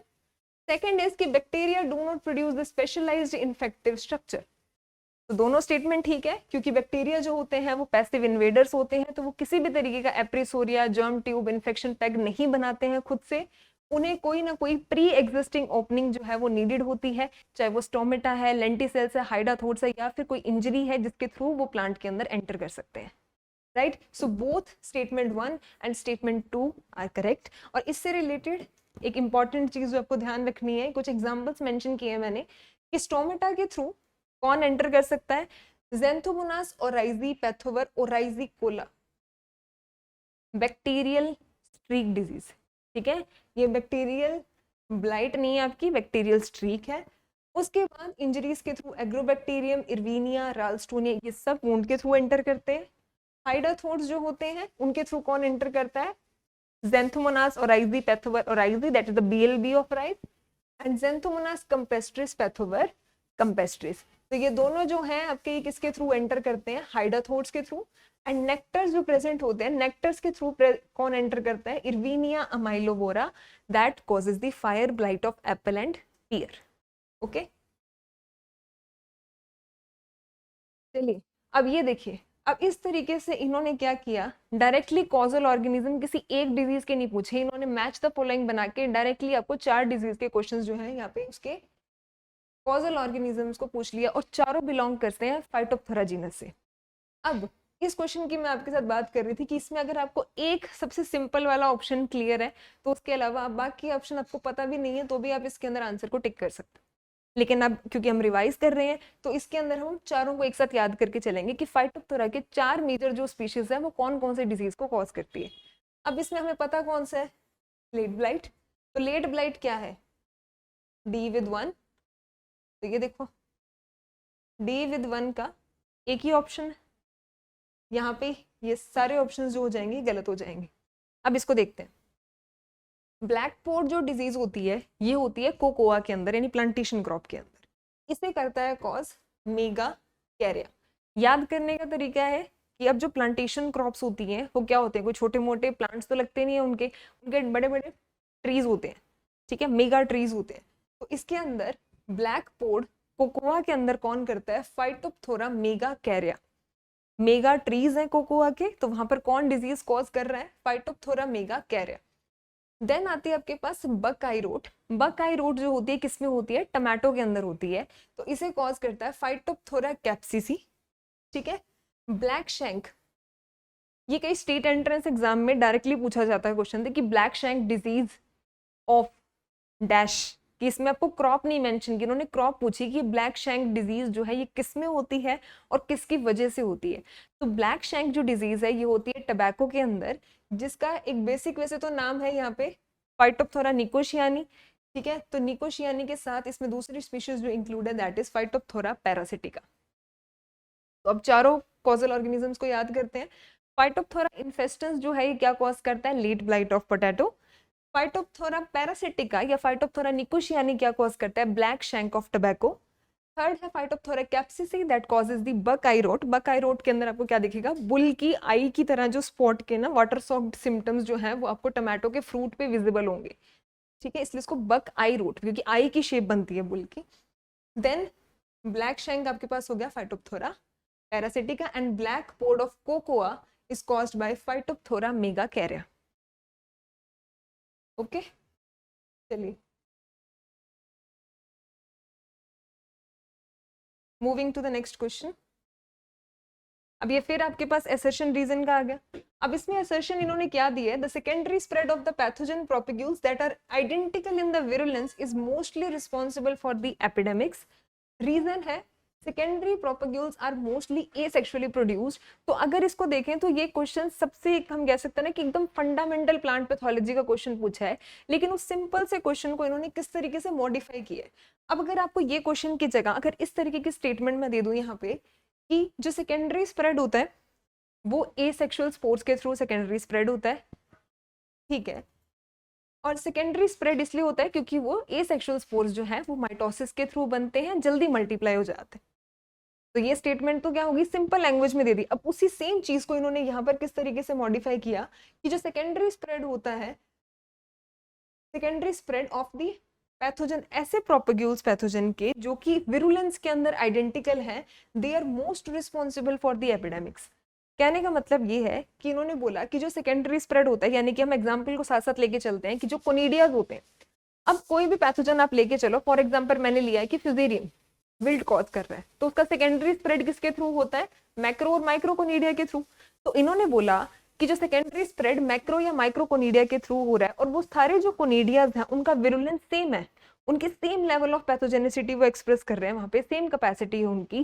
तो ये चीज जो है ये बहुत ज्यादा इंपॉर्टेंट है एपिडेमिक को लाने में, बिकॉज अगर आपके पास आधे कोनिडिया ऐसे होंगे जो बहुत ज्यादा विरुलेंट है, बहुत ज्यादा एग्रेसिव है, और कुछ कोनिडियाज ऐसे होंगे जिनकी विरुलेंस बहुत कम है, तो शायद उस लेवल की जो हम कह सकते हैं कि एपिडेमिक कह सकते हैं, हम कह सकते हैं उस लेवल की डिजीज जो है वो नहीं आएगी, ठीक है। तो एक परफेक्ट हम कह सकते हैं कि एक बहुत हाई अमाउंट में, बहुत ट्रिमेंडस अमाउंट के अंदर डिजीज को लाने के लिए, एक एपिडेमिक को लाने के लिए सभी जो आपके पास उस टाइम प्रोपेग्यूल्स होने चाहिए, उनकी विरुलेंस सेम होनी चाहिए, क्योंकि हमें पता है कि हर एक डिजीज लाने के लिए जो इनोक्यूलम पोटेंशियल जो होता है वो डिफरेंट होता है। कुछ ऐसी डिजीज होती है जिनके लिए एक सिंगल स्पोर जो है वो सफिशिएंट होता है डिजीज करने के लिए, कुछ के अंदर आपको थाउजेंड और मिलियंस ऑफ स्पोर्स चाहिए होते हैं डिजीज करने के लिए, ठीक है। तो ये चीज बहुत ज्यादा इंपॉर्टेंट है कि जो सेकेंडरी स्प्रेड होता है वो किसकी वजह से होता है, क्योंकि हमें उस सेम सीजन के अंदर स्प्रेड करना है। तो वो सारे सेकेंडरी स्प्रेड वाले प्रोपेग्यूल, चाहे वो ज़ूस्पोर है चाहे वो कोनिडिया है, उनकी विरुलेंस का लेवल जो है वो सेम होना चाहिए ताकि वो मैक्सिमम डिजीज को कॉज कर सके। सेकेंड रीजन क्या है, they are mostly asexually produced. अब ये डायरेक्टली देखो लिंक हो रहा है, क्योंकि वो एसेक्सुअली प्रोड्यूस हो रहे हैं, और एसेक्सुअल रिप्रोडक्शन से जो ऑर्गेनिज्म या प्रोपेग्यूल्स प्रोड्यूस होते हैं वो आइडेंटिकल ट्विंस होते हैं, और आइडेंटिकल होंगे तो उनका विरुलेंस लेवल जो होगा दैट इज ऑल्सो आइडेंटिकल। तो ये इसको दोनों स्टेटमेंट करेक्ट है, प्लस जो रीजन है वो फर्स्ट स्टेटमेंट को एक्सप्लेन कर रहा है, क्योंकि जो सेकेंडरी प्रोपेग्यूल्स होते हैं वो एसेक्सुअली प्रोड्यूस्ड होते हैं, जिसकी वजह से वो आइडेंटिकल होते हैं, उनकी विरुलेंस जो है वो आइडेंटिकल होती है, और वो सबसे ज्यादा मैक्सिमम जो डिजीज है वो कॉज कर सकते हैं, राइट। तो आंसर क्या हो जाएगा इसके अंदर, option number A, that both A and R are true and R is the correct explanation of assertion. चलिए नेक्स्ट अगेन आपको दिया है यहाँ पे असर्शन रीजन का क्वेश्चन, जिसमें इन्होंने बोला है that rust is incited not only by fungi but also by the other organisms. बिल्कुल सही बात है, क्योंकि इसके अंदर अदर ऑर्गेनिज्म करते ही आपके पास नाम यहाँ क्या आ जाता है ऑप्शन में, एक तो होता है व्हाइट रस्ट, एक आ जाता है रेड रस्ट। अब व्हाइट रस्ट को कौन कॉज करता है, oomycete Albugo candida, and red rust कौन कॉज करता है, एल्गी कॉज करता है, that is Cephaleuros virescens tea के अंदर। तो पहली स्टेटमेंट तो चलो हम कह सकते हैं कि बिल्कुल ठीक है कि फंजाई नहीं करती, उसके अलावा बाकी ऑर्गेनिज्म भी कर सकते हैं, क्योंकि ओमाइसिट यानी स्ट्रेमिनोफिल्स भी कर रहे हैं और एल्गी भी कॉज कर रहे हैं। सेकंड क्या है, colour of the rust pustule reveal it's causal agent. अब अगर हमने बोला कि येलो रस्ट है, तो हम उसमें कह सकते हैं कि हाँ येलो कलर के स्पोर्स बन रहे हैं, तो उससे हम उसके पैथोजन का आइडिया लगा सकते हैं कि अच्छा येलो रस्ट कौन कोज करता है, ये करता है। रेड है, रेड रस्ट किसकी वजह से हो रहा है, तो हमें क्लियर कट आइडिया लग रहा है कि अच्छा रेड कलर के पुस्ट्यूल्स बनेंगे वहां पे, तो ये पैथोजन जो है वो उससे रिलेटेड हो सकता है। दैट मीन्स कि दोनों स्टेटमेंट जो है वो बिल्कुल ठीक है, लेकिन एक्सप्लेनेशन सही नहीं होगी, क्योंकि हम ये नहीं कह सकते हैं कि उसका कॉजल एजेंट वो बता रहा है और इसकी वजह से वो बाकी ऑर्गेनिजम्स भी करें, बिकॉज दोनों स्टेटमेंट बिल्कुल भी इंटर रिलेटेड नहीं है। तो यहाँ पे तो बिल्कुल कंफ्यूजन के चांसेस नहीं है, क्योंकि असर्शन और रीजन जो है वो दोनों करेक्ट है, लेकिन एक्सप्लेनेशन इन दोनों के बीच में नहीं है। ऑप्शन क्या आ जाएगा आपके पास, option number B. Okay, next question, deuteromycetes are known as fungi imperfecti. Reason is in deuteromycetes only the asexual phase is known. तो यहाँ पर जो टर्म मेजर हमें जो फोकस करना है that is on the imperfecti term. अब हमारे पास दो तरीके की स्टेजेस होती हैं, one is the asexual stage of pathogen and second is the sexual stage of pathogen. asexual stage को हम anamorphic stage भी बोलते हैं, जबकि सेक्सुअल स्टेज को बोला जाता है टीलोमॉर्फिक स्टेज। एसेक्सुअल स्टेज को इम्परफेक्ट स्टेज भी बोलते हैं और इसे बोला जाता है परफेक्ट स्टेज। तो जब इन्होंने दिया कि ड्यूटेरोमाइसीट्स को हम फंजाई इम्परफेक्टाई बोलते हैं, तो इम्परफेक्ट से इटसेल्फ हमें ये चीज पता लग रही है कि उसमें सिर्फ और सिर्फ कौन सी स्टेज प्रेजेंट है, एसेक्सुअल स्टेज प्रेजेंट है। तो रीजन क्या है, क्योंकि ड्यूटेरोमाइसीट्स के अंदर सिर्फ और सिर्फ एसेक्सुअल स्टेज प्रेजेंट होती है, उनके अंदर कोई भी सेक्सुअल स्टेज अभी तक आइडेंटिफाइड नहीं है, नोन नहीं है, इस वजह से हम उसे क्या बोलते हैं, फंजाई इम्परफेक्टाई। तो यानी both assertion and reason are correct and the reason is the correct explanation for the assertion।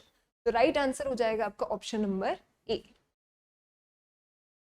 अब आपकी अंडरस्टैंडिंग के लिए इसके अंदर मैंने आपको ड्यूटेरोमाइसीट्स की क्लासिफिकेशन दी है। अब इसके अंदर आपको जो है वो इतना डिटेल्ड में, क्योंकि नॉर्मली क्लासिफिकेशन से सब बहुत ज़्यादा डरते हैं, तो इसके अंदर आपको इतना डिटेल्ड में सब कुछ नहीं याद रखना है। आपको मेजरली बस इतना ध्यान रखना है कि मेजर क्लासेस कौन कौन सी आ रही हैं, उसके मेजर बस ध्यान रखना कि जो हम एक डेली लाइफ के अंदर या डेली रूटीन में जो भी आप पैथोजेंस पढ़ रहे हो, इसके अंदर फ्यूजेरियम, अल्टरनेरियम, कोलेटोट्राइकम, राइजोक्टोनिया, जो बहुत इंपॉर्टेंटली आपने प्लांट डिजीज के अंदर पढ़े हैं, सिर्फ वो आपको थोड़ा सा आइडिया रखना है वो किस में आ रहा है, क्योंकि आपको उससे ये पता लग जाएगा कि हाँ वो कौन सी फ्रूटिंग बॉडी बना रहा है। अब जैसे यहाँ देखो ड्यूटेरोमाइकोटिना है, इसको हमने डिवाइड किया 3 पार्ट्स के अंदर। सबसे पहले आ गया आपके पास एगोनोमाइसिटेल्स। एगोनोमाइसिटेल्स यानी कि वो कोई स्पोर बना ही नहीं रहे, तो उनको क्या नाम दे दिया ऑर्डर को, एगोनोमाइसिटेल्स, जिसके अंदर आ जाता है राइजोक्टोनिया सोलेनाई। अब राइजोक्टोनिया में आपको पता है कि इसके अंदर क्या होती है, एनेस्टोमोसिस होती है, यानी कि दो वेजिटेटिव हाइफे का इस तरीके से इंटरेक्शन होता है, या जब आप पढ़ते हो कि एच शेप की स्ट्रक्चर बनती है इसके अंदर, तो एनेस्टोमोसिस होती है। इसमें कोई भी तरीके का स्पोर राइजोक्टोनिया के अंदर नहीं बनता है, तो ये किस में आ जाता है, एगोनोमाइसिटेल्स में। इसके बाद मेजर जो 2 क्लासेस आती हैं दैट इज हाइफोमाइसीट एंड सीलोमाइसीट। अब जब हम एसेक्सुअल फ्रूटिंग बॉडी पढ़ते हैं तब हम कौन कौन सी पढ़ते हैं, उसके अंदर आप पढ़ते हो इसके अंदर पिक्नीडिया, पोरोडोकिया, ठीक है, साइनेमेटा और एसरविलाई, ठीक है। अब इनको डिवाइड कर दो। हाइफोमाइसीट्स के अंदर वो वाली पैथोजेंस या वो वाले ऑर्गेनिजम्स आते हैं जिनके अंदर जो फ्रूटिंग बॉडी बनती है वो ओपन थोड़ी सी फ्रूटिंग बॉडी बनती है, कि जिसके अंदर कोनिडिया जो है वो एक्सपोज्ड रहते हैं बाहर, एनक्लोज नहीं होते, क्योंकि स्टिलोमाइसीट्स का मतलब हो गया, स्टिलोम मींस कैविटी, यानी कि जो कोनिडिया बन रहे हैं वो किसी न किसी कैविटी के अंदर बन रहे हैं। और कैविटी कौन सी बनती है इसके अंदर आपके पास, एसरविलाई, ठीक है, पिक्नीडिया, ठीक है। अब इसमें बस आपको ध्यान रखना है कि पेनिसिलियम जो है, ठीक है, इसमें फैमिलीज कौन सी हैं, मोनिलिएसी, डेमेटेसी, टीबेलिएसी और ट्यूबरकुलेसी। मोनिलिएसी के अंदर क्या आएंगे आपके पास, हाइलिन, ट्रांसपेरेंट कोनिडिया बनते हैं। डेमेटेसी में डार्क कलर के कोनिडिया बनते हैं जैसे कि अल्टरनेरिया। टीबेलिएसी में साइनेमेटा बनता है। साइनेमेटा क्या होता है, साइनेमेटा एक ऐसी एसेक्सुअल फ्रूटिंग बॉडी होती है कि जिसके अंदर कोनिडियोफोर खुद को इस तरीके से अरेंज करते हैं कि वो एक ट्यूब लाइक स्ट्रक्चर फॉर्म करते हैं, ठीक है। और ट्यूबरकुलेसियस में क्या बनता है, स्पोरोडोकिया। स्पोरोडोकिया के अंदर सेम वही डेफिनेशन होगी कि इसके अंदर कोनिडियोफोर खुद को इस तरीके से अरेंज करते हैं कि वो एक कुशन लाइक स्ट्रक्चर फॉर्म कर लेते हैं, and this cushion like structure is known as sporodochia, ठीक है। और स्पोरोडोकिया का सबसे सिंपल एग्जांपल मैं आपको बता दूं, स्पोरोडोकिया में होता है फ्यूजेरियम का एग्जांपल, डेमेटेसी के अंदर होता है अल्टरनेरिया, डार्क कलर के स्पोर दिखते हैं आपको इसमें, ट्रिबेलिएसी के अंदर है साइनेमेटा, साइनेमेटा बनता है ग्राफियम के अंदर, और मोनिलिएसी का एग्जांपल होता है आपके पास पेनिसिलियम या एस्परजिलस। सिलोमाइसिड्स, सिलोम आ जाता है, सिलोम के अंदर आ जाता है पिक्नीडिया एंड एसरविलाई। अब पिक्नीडिया जो है, पिक्नीडिया के अंदर किस किस में बनता है, फोमा, पूरा नेम चाहे मत याद रखना, फोमा ध्यान रखना, फोमा के अंदर क्या बनता है, पिक्नीडिया बनता है। एंड एसरविलाई का जो मेजर एग्जांपल आपके पास होता है दैट इज कोलेटोट्राइकम। तो कोलेटोट्राइकम जो होता है ये कौन सी एसेक्सुअल फ्रूटिंग बॉडी बनाता है, एसरविलाई।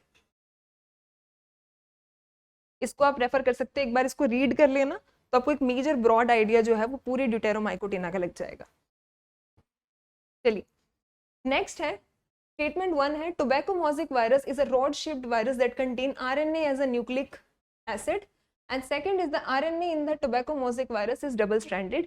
अब जो सबसे मेजर वायरोलॉजी की जब हिस्ट्री हम पढ़ते हैं, वायरोलॉजी की सबसे स्टार्टिंग जो डिस्कवरी होनी शुरू हुई थी कि वायरस के बारे में पता लगना शुरू हुआ था, तो सबसे मेजर जो स्टडी की गई थी वो किसके ऊपर की गई थी, टीएमवी के ऊपर। क्रिस्टलाइजेशन भी किसका किया गया था, टीएमवी का।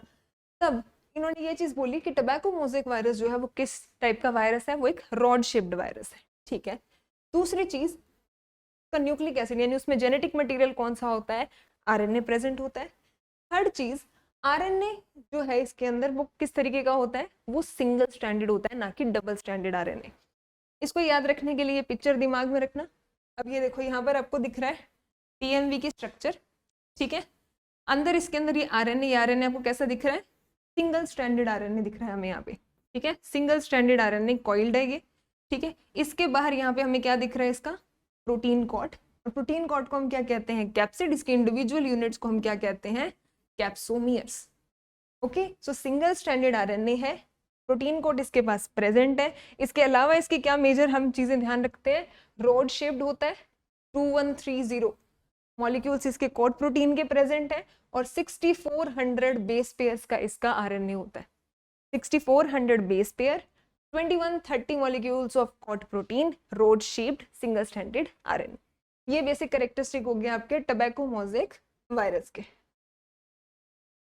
चलिए अब अगला क्वेश्चन आ गया फाइनली हिस्ट्री से, ठीक है। जो सबसे पहले इनिशिएट करते हैं हम इसके अंदर, और सबसे इंपॉर्टेंट नाम जो सबको ध्यान रहता है that is Anton de berry.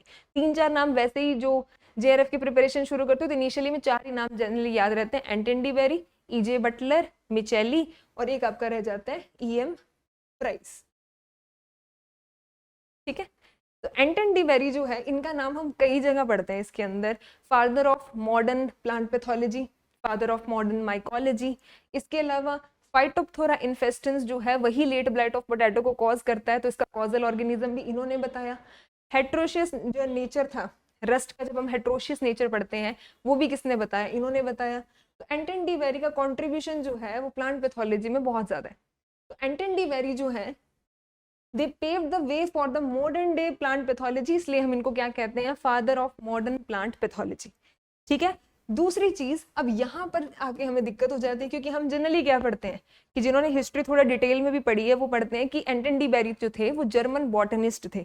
तब इन्होंने दे दिया कि भाई वो मेडिकल डॉक्टर थे। तो एक्चुअल में अगर इसकी इन डिटेल जो डेप्थ हिस्ट्री है तो इनिशियली ये मेडिकल डॉक्टर ही थे। इन्होंने बाद में रिटायरमेंट ली एंड उसके बाद फिर इन्होंने बॉटनी के प्रोफेसर की तरह आगे अपना फर्दर जो है करियर वो परस्यू किया था। उसके बाद इन्होंने आके प्लांट पैथोलॉजी में एक्सपेरिमेंट्स किया। तो पहले वो मेडिकल डॉक्टर थे, बाद में जाके वो जर्मन बॉटनिस्ट बने, ठीक है। तो यानी कि statement 1 and statement 2 both are correct. ये देखिए, ये है एंटन डी बेरी, और इन्होंने सबसे इंपॉर्टेंट लाइन दी थी कि जो फंजाई है they are the cause of plant disease and not the result of plant disease, ठीक है। तो फंजाई को एज द कॉजल ऑर्गेनिज्म किसने बताया था, एंटन डी बेरी ने। दूसरी चीज, पोटैटो लेट ब्लाइट का कॉजल ऑर्गेनिज्म किसने आइडेंटिफाई किया था, एंटन डी बेरी ने, as Phytophthora infestans, father of modern plant pathology and father of modern mycology इन्हें कहते हैं। सिम्बायोसिस टर्म इनकी दी हुई है, हेट्रोशिज्म का कंसेप्ट इनका बताया हुआ है, पैरासिटिज्म का कंसेप्ट भी इनका बताया हुआ है। हेट्रोशिज्म क्या होता है कि जब कोई भी पैथोजन को मोर देन 1 होस्ट चाहिए अपनी कंप्लीट लाइफ साइकिल को कंप्लीट करने के लिए, उसे बोलते हैं हेट्रोशिज्म। ओके, नेक्स्ट है here is the combination of statements about the various spores. अब यहाँ पे बस एक नाम देखो आप, यहाँ पे जब इन्होंने नाम दे दिया मियोस्पोर, मियोस्पोर कहाँ से वर्ड लिया कि जो भी स्पोर मियोसिस के प्रोसेस से बनता है उसे मियोस्पोर कहते हैं, जो माइटोसिस से बनता है उसे माइटोस्पोर कह देंगे। अब मियोसिस से कौन से बनते हैं, जो सेक्सुअल स्पोर्स होते हैं, और माइटोसिस से बनते हैं एसेक्सुअल स्पोर। तो एज सिंपल क्वेश्चन यहाँ देखो स्पोर कौन से दिए हुए इन्होंने, ठीक है। एस्कोस्पोर हमें पता है ये सेक्सुअल स्पोर है, तो ये मियोस्पोर होगा। Meiospore are the product of meiosis, बिल्कुल ठीक है। Basidiospore is an example of meiospore, बिल्कुल ठीक है। Zoospore is an example of meiospore, this is the wrong statement, क्योंकि हमें पता है जूस्पोर और स्पोरेंजियोस्पोर्स और conidia they are the asexual spores, यानी कि वो माइटोसिस की प्रोसेस के थ्रू बनते हैं, ना कि मियोसिस के थ्रू, ठीक है। तो ऑप्शन कौन से ठीक हो जाएंगे हमारे, ए, बी एंड सी। ओके, अब यहाँ पर आ जाता है फिर से एक बहुत इंपॉर्टेंट याद करने वाली चीज, that is the name of books with their author. तो यहाँ पे 4 बुक्स हैं, इनके बिल्कुल सामने इनके ऑथर का नाम दिया हुआ है। तो इसके अलावा भी जब भी आप बुक्स का देख के जाओ, क्योंकि इससे आजकल एक क्वेश्चन तो पक्का बनने लग गया एग्जाम में, तो आप जनरली फोकस करना जो मेजर प्लांट पैथोलॉजी एस्पेक्ट से जो बुक्स हैं उनका ध्यान रखना, रेदर देन कि हम जो एक्सटर्नल कोई दूसरी बुक्स की बात करते हैं। अब ये देखिए इन्होंने इसके अंदर चारों जो बुक्स पूछी हैं उसके अंदर डायरेक्टली प्लांट पैथोलॉजी की टर्म को कंसिडर किया है इन्होंने। तो plant pathology and plant pathogens ये लिखी है ल्यूकास ने, fundamental of plant pathology Mehrotra, essential plant pathology है शॉमैन एंड आरसी, और बेसिक प्लांट पैथोलॉजी के मेथड दी है सिनक्लेयर एंड देव धिंगड़ा ने, ठीक है। तो ये आपके पास क्या आ जाती है, 4 इंपॉर्टेंट प्लांट पैथोलॉजी की book along with their authors. तो ये टॉपिक आपको बिल्कुल स्किप नहीं करके जाना है, बिकॉज आजकल 2-3 साल से इसके ऊपर एक क्वेश्चन तो आप मान के चलिए मैच द फॉलोइंग के फॉर्मेट में पूछ लेते। चलिए, अब आपसे पूछा गया है arrange the following components in the chronological order of their development during the infection. तो बहुत सिंपल तरीके से यहीं से आपको इस पिक्चर से क्लियर हो जाएगा। तो यहाँ पर हमें दिख रही है कि सबसे पहले आता है स्पोर, इस स्पोर का हुआ जर्मिनेशन, जर्मिनेशन करते इन्होंने बनाई जर्म ट्यूब, तो इसके बाद बन गई जर्म ट्यूब, ठीक है, जर्मिनेट कर गया। अब इन्फेक्शन करने से पहले, इससे पहले होस्ट के साथ अटैचमेंट करनी होती है, और अटैचमेंट के लिए एक फ्लैट सप्रेस जो स्ट्रक्चर बनाता है दैट इज नोन एज एप्रीसोरिया, ठीक है। एप्रीसोरियम जो है इसका मेजर फंक्शन होता है अटैचमेंट का, ठीक है। और फिर इस एप्रीसोरिया से क्या निकलते हैं, इससे निकलते हैं इन्फेक्शन पैग, जो अल्टीमेटली जाकर पैथोजन जो होस्ट है उसके अंदर करते हैं इन्फेक्शन, पेनिट्रेट करते हैं वहां पे, और वहां जाके कोज करते हैं सिम्टम, जिसकी वजह से बन जाता है नेक्रोटिक टिश्यू यानी कि डेड टिश्यू। तो यानी कि सीक्वेंस क्या होगी, इसकी क्रोनोलॉजी होती है कि जब हम स्टार्ट टू एंड की सीक्वेंस की बात करते हैं तो सबसे पहले आता है स्पोर, स्पोर का होता है जर्मिनेशन, जर्मिनेशन करने के बाद वो होस्ट के साथ अटैचमेंट करता है जिसके लिए वो बनाता है एप्रीसोरिया, एप्रीसोरिया से फर्दर निकलते हैं इन्फेक्शन हाइफे कह देंगे, इन्फेक्शन पैक कह सकते हैं हम इसे, एंड फर्दर क्या आ जाते हैं, सिम्टम्स प्रोड्यूस हो जाते हैं, राइट। तो इसके अंदर आप इसकी सीक्वेंस लिख सकते हैं, पहले आ जाएगा 1A, then D, then B, and at the end आ जाएगा C। तो आंसर क्या हो जाएगा आपका A, D, B and C। Okay, then हमारे पास given below are 2 statements, one is labelled as assertion and other labelled as the reason. तो सबसे पहले असर्शन क्या आ गया, viruses are the molecular parasites. Second reason क्या है, viruses depend on the host for their basic function like replication, जो चीज हमने पहले भी बात की कि वायरसेस को हम मीजोबायोटिक ऑर्गेनिजम्स कहते हैं, बिकॉज आउटसाइड द होस्ट जो होते हैं वो नॉन लिविंग होते हैं और बिल्कुल फंक्शनिंग नहीं होती है, और होस्ट में एंटर करने के बाद वो क्या करते हैं, होस्ट की मशीनरी को यूज कर कर अपना ग्रोथ और रेप्लिकेशन करते हैं, ठीक है। तो इसीलिए अब क्योंकि वो अंदर जाके होस्ट की मशीनरी को यूज कर रहे हैं, क्योंकि उन्हें लिविंग होस्ट चाहिए, ठीक है, यानी कि वो एज ए पैरासाइट काम कर रहे हैं, वो होस्ट को किल नहीं कर रहे हैं, वो होस्ट की मशीनरी यूज करके खुद के ग्रोथ और मल्टीप्लिकेशन में कर रहे हैं। एट द एंड वो क्या करेंगे, होस्ट को वीक जरूर कर देते हैं बिकॉज स्टंटेड हो जाती है, क्लोरोसिस हो जाती है, बट अल्टीमेटली डेथ नहीं करते हैं क्योंकि उन्हें सर्वाइव करना है। तो क्योंकि वो अपने बेसिक फंक्शंस को परफॉर्म करने के लिए होस्ट पर डिपेंड रहते हैं, इसलिए हम उन्हें क्या कहते हैं, मॉलिक्यूलर पैरासाइट्स। दैट मीन्स कि assertion and reason both are correct, and reason जो है वो इसकी कंप्लीट जस्टिफाई कर रही है इसकी एक्सप्लेनेशन को। ओके, सो आंसर क्या आ जाएगा हमारे पास, ऑप्शन नंबर ए। ओके। अब ये जो क्वेश्चन है ये आपका पूछा गया है, जो आपका टॉपिक रहता है, जो हम लेबोरेटरी वगैरह से रिलेटेड पढ़ते हैं, जो हम इंस्ट्रूमेंट्स की जब हम बात करते हैं, तब हमारे प्लांट पैथोलॉजी टॉपिक से आप देखो तो सबसे बेसिक इंस्ट्रूमेंट हमारे पास क्या होता है कि जिसके बिना आप प्लांट पैथोलॉजी की कोई रिसर्च नहीं कर सकते, दैट इज माइक्रोस्कोप। ठीक है, तो माइक्रोस्कोप के अंदर हम इसको बहुत लाइटली लेते हैं कि हमें पता है कि ठीक है माइक्रोस्कोप में क्या होता है, आई लेंसेज होते हैं जिससे हम देख रहे हैं, ऑब्जेक्टिव लेंस लगे हुए हैं, लेकिन उसके अलावा भी बहुत सारे पार्ट्स होते हैं जिनसे क्वेश्चन बन जाते हैं। ठीक है, जैसे कि इन्होंने नाम दे दिया ट्यूरेट। अब जिसने कभी इसका लेबल डायग्राम ढंग से पढ़ा ही ना हो तो उसे पहले तो ये नहीं पता कि ट्यूरेट होता क्या है, और होता है तो प्रेजेंट कौन सी जगह पर होता है। ठीक है, दूसरा आ गया कंडेंसर, तीसरा है आर्म, चौथा है ऑक्यूलर लेंस। ठीक है, मान लो हमें पहले दो ऑप्शंस नहीं पता क्या होते हैं, नहीं आइडिया हमें कोई, तो पहले इनको देखा करो, जिसका भी आपको आइडिया तो हो सकता है उससे रिलेट होकर आंसर आ जाए। तो आर्म जो है, आर्म किस काम आएगी उसकी, जैसे वो होल्ड करके रखते हैं हम सपोर्ट के लिए। तो यहाँ पर देखो आर्म के लिए क्या है, यहाँ पर ये देखो, nearly C shaped pillar arising from the base that support the stage and the ocular components। तो ऊपर आई लेंस वाले कंपोनेंट को और स्टेज को एक कनेक्ट करने वाली जो सी शेप की जो आर्म होती है वो किसके काम आती है, सपोर्ट के। That means arm of microscope, उसका फंक्शन क्या हो जाएगा, सपोर्ट का फंक्शन हो जाएगा, क्योंकि जब हम उसके इवन कैरी भी करते हैं माइक्रोस्कोप को एक जगह से दूसरी जगह, तो हमें आर्म से पकड़ के उसको कैरी करना ईजी होता है। अब आते हैं ऑक्यूलर लेंस। ऑक्यूलर लेंस क्या हो जाएंगे हमारे पास, प्लेट होती नहीं है, ये लीवर भी नहीं होता, तो short metal tube that contain a lens that fit into the top of the tube. तो ट्यूब के टॉप पे हमें कौन से लेंस दिखते हैं, ऑक्यूलर लेंस के, जिसको हम आई लेंस बोलते हैं, जिससे हम मैग्नीफाइड ऑब्जेक्ट को ऑब्जर्व कर सकते हैं।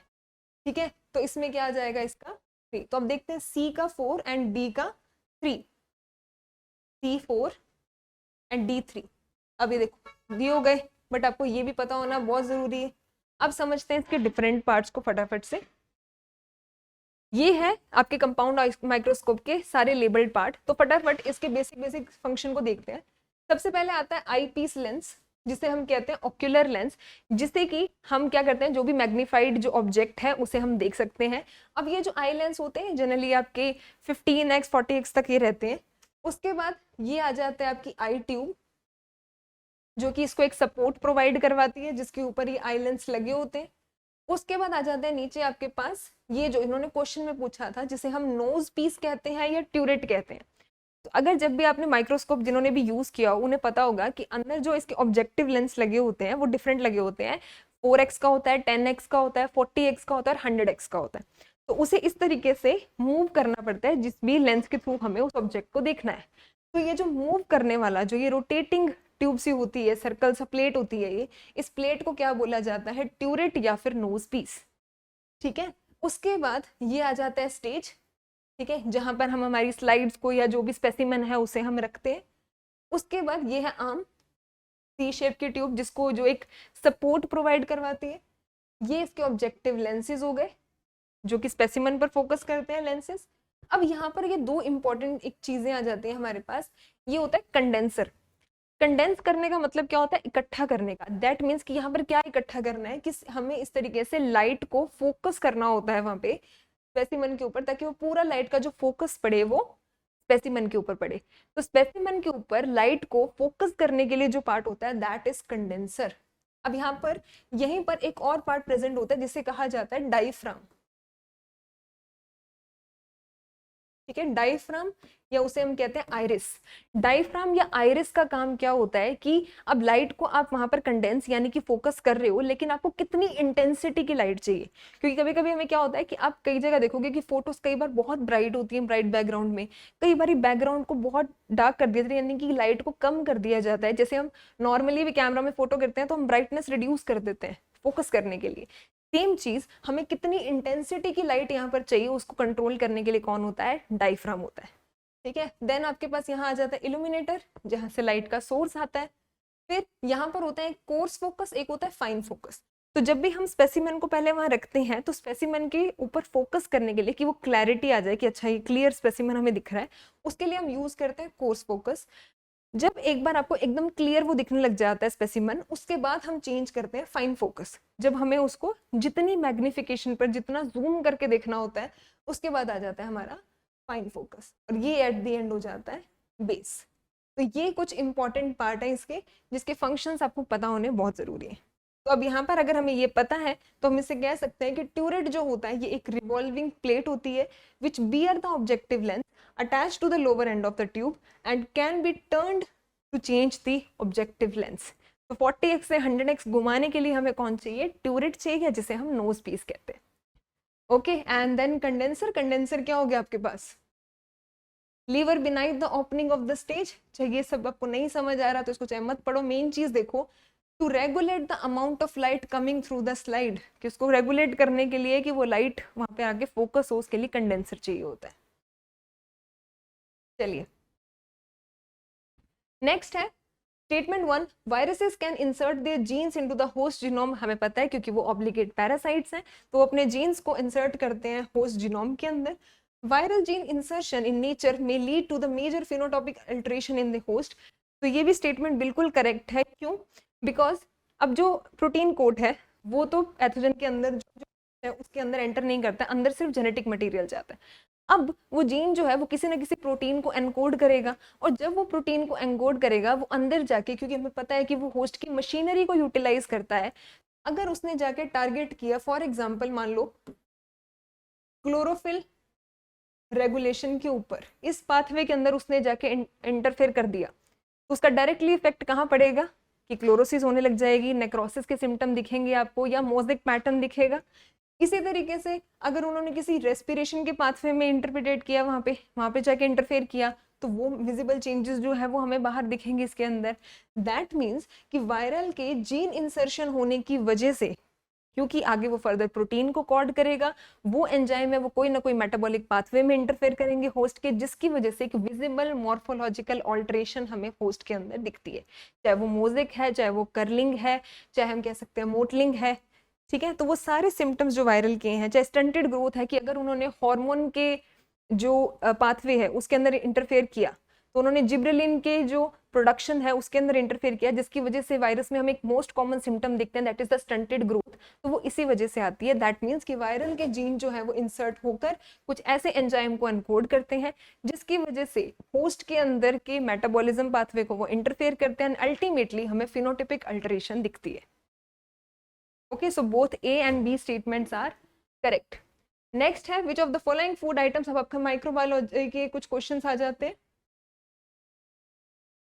Which of the following food items is not prepared by fermentation? ठीक है, अब 4 ऑप्शन है, 4 में से किसके लिए हम बिल्कुल श्योर हैं? क्योंकि जब हम ब्रेड बनाते हैं तो ब्रेड के अंदर किसका यूज होता है? ईस्ट का, दैट इज सैक्रोमाइसिस सर्वेसी, जिसको हम कहते हैं ब्रेड ईस्ट या ब्यूवर ईस्ट है। तो यहाँ पर तो भाई फर्मेंटेशन हो रही है। यहाँ पे फर्मेंटेशन का बेसिकली मतलब क्या हुआ कि एनएरोबिक यहाँ पर ऑक्सीडेशन हो रहा है बिना ऑक्सीजन की प्रेजेंस में, एंड सेकंड कि वहाँ पे कोई ना कोई माइक्रो ऑर्गेनिज्म इन्वॉल्व है। बियर के केस में भी हम देखते हैं कि बार्ले या ग्रेन से जब हम बनाते हैं तो उसमें भी ईस्ट का यूज होता है।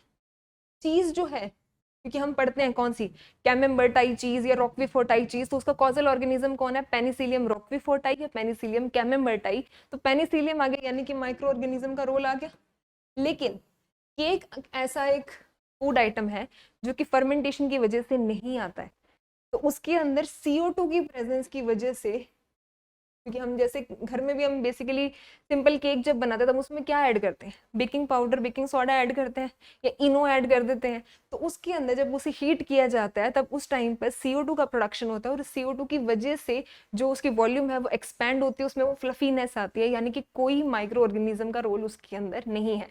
तो cake is not prepared by fermentation. ठीक है, तो आंसर क्या आ जाएगा इसके अंदर? डी। ठीक है, तो ये भी फर्मेंटेड प्रोडक्ट है, चीज भी फर्मेंटेड प्रोडक्ट है, केक आपका फर्मेंटेड प्रोडक्ट जो है वो नहीं है, ब्रेड भी आपका फर्मेंटेड प्रोडक्ट। ठीक है, तो cake is not a fermented product. Okay, अब आता है कि योगर्ट प्रिपरेशन के अंदर कौन से माइक्रो ऑर्गेनिजम्स का यूज किया जाता है। बैसिलस सीरियस के बारे में आपको मैंने पहले भी बताया था कि it is a harmful bacteria that even causes disease in the humans, that causes severe symptoms of vomiting. ठीक है, बैसिलस अमाइलोलिक्विफेशियंस, बैसिलस अमाइलोलिक्विफेशियंस जो है ये क्या करता है, अमाइलेज एंजाइम प्रोडक्शन करता है। तो बैसिलस सीरियस जो है फूडबॉर्न इलनेस करता है, बैसिलस अमाइलोलिक्विफेशियंस जो है ये क्या प्रोड्यूस करता है, अमाइलेज प्रोड्यूस करता है।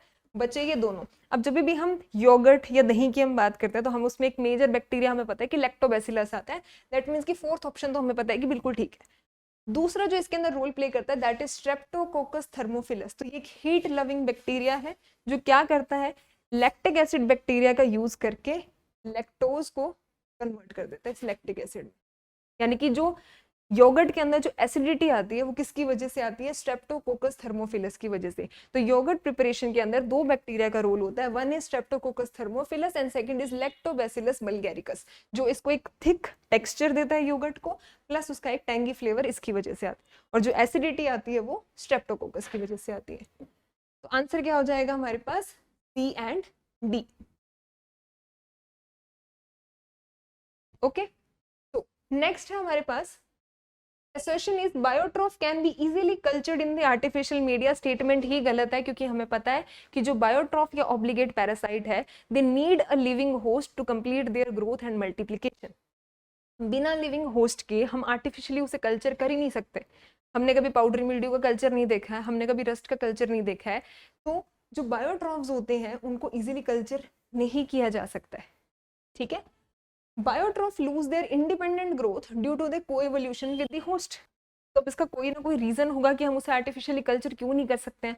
उसका रीजन ये है कि हमेशा उसने अपने होस्ट के साथ ही कोएवोल्व किया है, तो उसको कभी अकेले रहने की आदत ही नहीं पड़ी है, क्योंकि हमेशा जब सीजन आता है वो होस्ट के साथ रहता है, जब सीजन खत्म हो जाता है वो कोई अल्टरनेट होस्ट या फिर कोलेटरल होस्ट के पास चला जाता है। तो आर्टिफिशियल तरीके से या सेप्रोफिटिकली तरीके से उसे कभी रहने की जरूरत ही नहीं पड़ी है, और इस बुरी आदत की वजह से उसको हम आर्टिफिशियल तरीके से कल्चर नहीं कर सकते। ठीक है, तो ये स्टेटमेंट जो है ये रॉन्ग है, एंड जो सेकेंड स्टेटमेंट है वो बिल्कुल करेक्ट है कि उसकी इंडिपेंडेंट ग्रोथ इसीलिए खत्म हो गई है क्योंकि वो होस्ट के साथ कोएवॉल्व करके चला है अभी तक। तो assertion जो है that is not correct but R is correct। Okay, अब ये आपका एक और माइक्रोबायोलॉजी का क्वेश्चन आता है। First generation bioethanol is produced from the sugar, starch and vegetable oils. Second generation biofuel is derived from the algae. तो basically जो बायोइथेनॉल्स या बायोफ्यूल्स बनते हैं ये 4 जनरेशन है अभी तक जितनी आइडेंटिफाइड है, और इन चारों का प्रोडक्शन ये जनरेशन के जो नाम है ये इसलिए दिए गए हैं कि किस सोर्स को यूज करके इसको बायोइथेनॉल को बनाया गया है। तो इसको आप डायरेक्ट यहाँ से याद रखिए, ये है आपकी जनरेशन नंबर 1, जिसके अंदर बायोइथेनॉल का जो प्रोडक्शन होता है that is through vegetable oil, starch या सुक्रोस। बेसिकली एडिबल थिंग्स उन्होंने लिए हैं इसके अंदर। सेकेंड चीज जो सेकेंड जनरेशन होती है, सेकेंड जनरेशन के बायोइथेनॉल्स बनते हैं जब हम अनएडिबल चीजें ले आते हैं उसमें, यानी कि जो ग्रासेस हो गई या सेल्यूलोजिक बायोमास या जो ये रेजिड्यू वगैरह रिमेन रह जाता है उनसे जब हम बायोइथेनॉल बनाते हैं that is second generation. Third generation होता है जब हम एल्गे के थ्रू बनाते हैं, थर्ड जनरेशन। और इसके बाद जो फोर्थ जनरेशन आई है जिसमें हम जेनेटिकली मॉडिफाइड ऑर्गेनिजम्स का यूज करके बायोइथेनॉल का प्रोडक्शन कर रहे हैं, that is the fourth generation bioethanol. तो फर्स्ट है जिसमें एडिबल है यानी कि स्टार्च है, सुक्रोज है, वेजिटेबल ऑयल है। सेकंड है जिसके अंदर नॉन एडिबल आ जाते हैं आपके सेल्यूलोजिक बायोमास या ग्रासेस आ जाती हैं। थर्ड जनरेशन में एल्गे आता है, एंड फोर्थ जनरेशन के अंदर हमारे पास आ जाते हैं जीएमओस। तो आंसर क्या हो जाएगा इसमें, फर्स्ट स्टेटमेंट बिल्कुल ठीक है क्योंकि शुगर, स्टार्च, वेजिटेबल ऑयल से बन रही है। सेकंड जनरेशन किससे बन रही है, एल्गे से, जो कि गलत है क्योंकि एल्गे से कौन सी बनती है, third generation. So statement 1 is correct and statement 2 is wrong. Okay, again short reminder कि अगर आपको ये एक्सप्लेनेशन चाहिए, ये सभी क्वेश्चंस के अंदर मैंने ऐड की हुई है और ये आपको रिवीजन में बहुत हेल्प करेंगी। तो आप जो भी डिस्क्रिप्शन में गूगल फॉर्म दिया हुआ है उसे जल्दी से फिल कीजिए ताकि आपको ये कंप्लीट जो है पीडीएफ फॉर्मेट के अंदर ये कंटेंट आपको अवेलेबल हो जाएगा। ओके, नेक्स्ट क्वेश्चन है आपके पास। Statement 1 is non proteinaceous molecules associated with the enzyme are called the cofactors. Okay, the cofactors can be a metal ion or a organic molecule. अब इसको यहीं से समझ लो। अब आपके पास ये है एपो एंजाइम। एपो एंजाइम होता है जो नॉन एक्टिव एंजाइम है आपका, ठीक है, नॉन एक्टिव प्रोटीन है आपका एक तरीके से, ठीक है। तो नॉन एक्टिव प्रोटीन है, उसे हम कहते हैं एपो एंजाइम।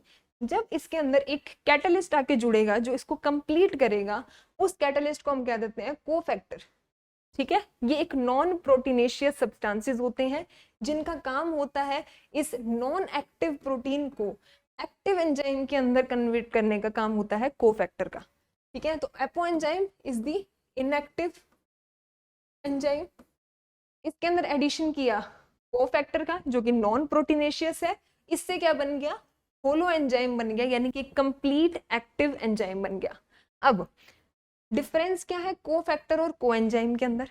कोफैक्टर एक ब्रॉड टर्म है, ठीक है, जो कि एक नॉन प्रोटीनेशियस मॉलिक्यूल है जो कि इनएक्टिव एंजाइम को एक्टिव एंजाइम बनाती है।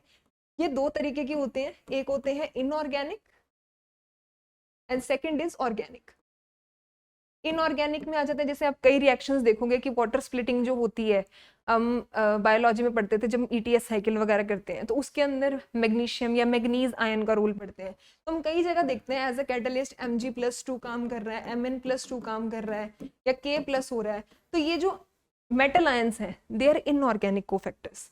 और ऑर्गेनिक जैसे हम पढ़ते हैं कि जब आप ग्लूकोज से पायरुवेट बनता है, पायरुवेट के बाद एसिटाइल कोएंजाइम बनता है, तो वो एसिटाइल कोएंजाइम ए जो है that is the organic cofactor, यानी कि coenzyme is the sub part of cofactor. तो कोफैक्टर दो तरीके के हो सकते हैं, इनऑर्गेनिक एंड ऑर्गेनिक। इनऑर्गेनिक में ये मेटल आयंस आ जाते हैं, ऑर्गेनिक में आपके कोएंजाइम ए या दूसरे कोई ऑर्गेनिक नॉन प्रोटीनेशियस सब्सटेंसेस आ सकते हैं, ठीक है। तो एपो एंजाइम के अंदर कोफैक्टर ऐड होता है जिससे कि कंप्लीट होलो एक्टिव एंजाइम जो है वो बनता है आगे। ओके, चलिए नेक्स्ट है the lipid found in the inner cell membrane of the bacteria are phospholipids. Second statement है the lipid in the outer membrane of gram negative bacteria contain both phospholipids and lipopolysaccharides. यानी कि directly question किससे related है हमारा, gram positive and gram negative bacteria के अंदर। तो इसको समझने के लिए एक सिंपल सी चीजें में हम ग्राम पॉजिटिव ग्राम नेगेटिव में एक फटाफट से डिफरेंस देखते हैं। अब आपको पता क्या चीजें, आपको पता है कि ग्राम पॉजिटिव जो होता है, जब हम ग्राम स्टेनिंग प्रोटोकॉल लगाते हैं तो इसमें वॉयलेट कलर का स्ट्रेन दिखता है हमें, जबकि ग्राम नेगेटिव में आपको रेड या पिंक कलर का स्ट्रेन दिखेगा, ठीक है। दूसरा, अब इनको जो ग्राम पॉजिटिव ग्राम नेगेटिव में इनका स्टेनिंग का जो फर्क आता है वो किसकी वजह से आता है, इनकी सेल वॉल सेल मेम्ब्रेन की स्ट्रक्चर की वजह से आता है। ग्राम पॉजिटिव के अंदर क्या प्रेजेंट होती है, ग्राम पॉजिटिव में एक स्मूथ लेयर प्रेजेंट होती है टिकोइक एसिड की, ठीक है। तो टिकोइक एसिड ग्राम पॉजिटिव में प्रेजेंट होता है, और ग्राम पॉजिटिव में एक सिर्फ इनर सेल मेम्ब्रेन प्रेजेंट होती है सिंगल, जबकि ग्राम नेगेटिव के अंदर क्या होती है, इनर मेम्ब्रेन के साथ साथ एक आउटर मेम्ब्रेन लेयर जो है वो भी प्रेजेंट होती है, ठीक है। एक तो मेजर फर्क यहाँ पर इनका ये आ जाता है। अब टिकोइक एसिड का मेजर कंटेंट जो है वो किसके अंदर, ग्राम पॉजिटिव में प्रेजेंट है। लिपिड का कंटेंट जो होता है वो ग्राम नेगेटिव में प्रेजेंट होता है, ठीक है। अब यहाँ देखो, तो यहाँ पर प्रेजेंट होती है जो आउटर है, वहां पर प्रेजेंट होती है लिपोपॉलीसेकेराइड, और इसमें हमें मेनली दिखते हैं सिर्फ और सिर्फ पेप्टिडोग्लाइकन। तो single layered smooth cell wall है, यहाँ पर आपको डबल लेयर्ड दिखती है क्योंकि एक सैंडविच सी स्ट्रक्चर बन गई, एक इनर मेम्ब्रेन एक आउटर मेम्ब्रेन। इसकी थिकनेस जो होती है वो ज्यादा होती है क्योंकि ब्रॉड सिंगल लेयर है। इसकी थिकनेस सेल वॉल की जो है वो कम होती है क्योंकि उसके बाहर भी एक आउटर मेम्ब्रेन होती है, ठीक है। इसके अंदर टिकोइक एसिड प्रेजेंट होते हैं, इसमें प्रेजेंट नहीं होते। इसमें लिपिड प्रेजेंट नहीं होते, इसमें लिपिड प्रेजेंट होते हैं। इसमें कोई आउटर मेम्ब्रेन नहीं होती, इसमें आउटर मेम्ब्रेन प्रेजेंट होती है। अब इसमें लिपिड प्रेजेंट है तो लिपिड का कंटेंट भी इसमें ज्यादा होगा, प्लस ये एंटीबायोटिक्स के लिए रेजिस्टेंट होते हैं due to its lipid presence, ठीक है।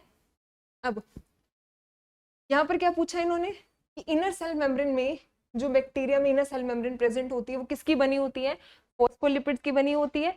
अब ग्राम नेगेटिव के अंदर जो आउटर मेम्ब्रेन होती है वो भी हमने देखा कि उसमें कौन सा कंटेंट ज्यादा होता है, उसमें लिपिड का कंटेंट ज्यादा होता है। तो वहां पे इसके पास फॉस्फोलिपिड के साथ साथ वहां पे क्या प्रेजेंट होता है, लिपोपॉलीसेकेराइड्स। तो यानी लिपिड का कंटेंट किस में ज्यादा मिलता है हमें, ग्राम नेगेटिव बैक्टीरिया में, और इसकी वजह से they are very resistant to antibiotics as compare to the gram positive bacteria. तो अब इसमें आ क्या जाएगा हमारे पास, statement 1 and 2 both are correct. चलिए नेक्स्ट आ जाता है आपका माइक्रोबायोलॉजी का क्वेश्चन। अब इन्होंने बात की इसके अंदर एसर्शन आपको दिया है, inoculated Azospirillum culture did not show growth in the nitrogen free mallet growth incubated at 37 degrees Celsius under the shaking condition.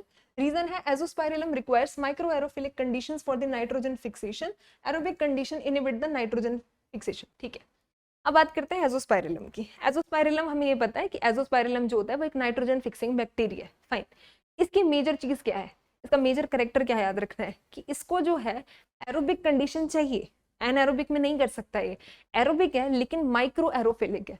Micro aerophilic का मतलब है कि ज्यादा ऑक्सीजन के लिए सेंसिटिव है, कि इसको ऑक्सीजन चाहिए लेकिन एक लिमिटेड अमाउंट में, एक लो अमाउंट में ऑक्सीजन चाहिए, इसलिए इसको माइक्रो एरोफिलिक बोला कि एयर चाहिए बट लो कंसेंट्रेशन के अंदर चाहिए। तो अब इन्होंने क्या किया कि एजोस्पाइरिलम को इन्होंने नाइट्रोजन फ्री ब्रोथ के अंदर रखा, यानी कोई भी एक नाइट्रोजन फ्री मीडिया रखा। तो जब नाइट्रोजन इन्होंने बाहर से अवेलेबल नहीं करवाया तो वो किस पे डिपेंड रहेगा, जो नाइट्रोजन को फिक्स करेगा फिक्सेशन के थ्रू। अब इन्होंने इसमें कंडीशन क्या डाल दी कि इन्होंने उसको शेक कर दिया।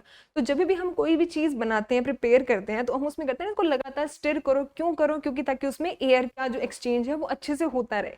और जब एयर का एक्सचेंज ज्यादा हो रहा है यानी कि ऑक्सीजन की अमाउंट जो है वो इंक्रीज हो रही है, और जब हम ऑक्सीजन की अमाउंट इंक्रीज कर देंगे तो वो इसके कल्चर के लिए वैसे ही अगेंस्ट है, क्योंकि ज्यादा ऑक्सीजन कंसेंट्रेशन के अंदर ये ग्रो ही नहीं कर सकता।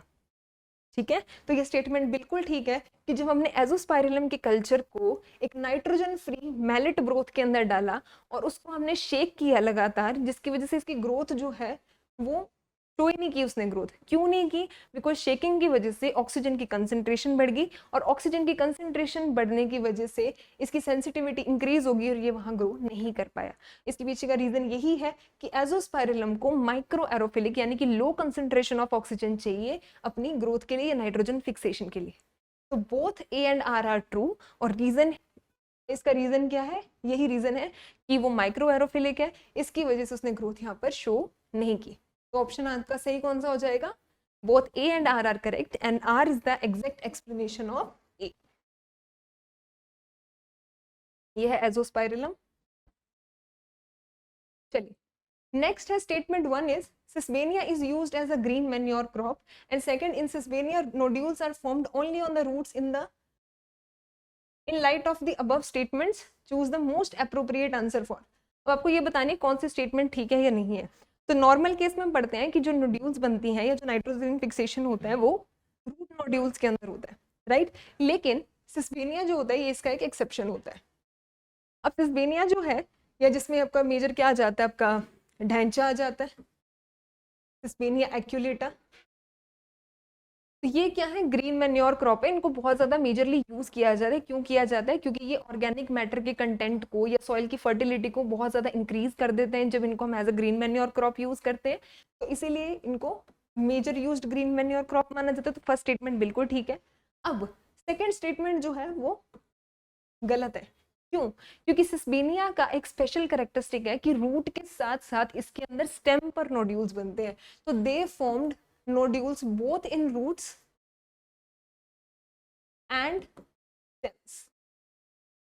ठीक है, यहां आपको मैं पिक्चर दिखाती हूँ एक, यहां देखिए ये सिस्बेनिया की स्टेम है और यहाँ पर आपको इसके ऊपर क्या दिख रहे हैं, नोड्यूल्स दिख रहे हैं।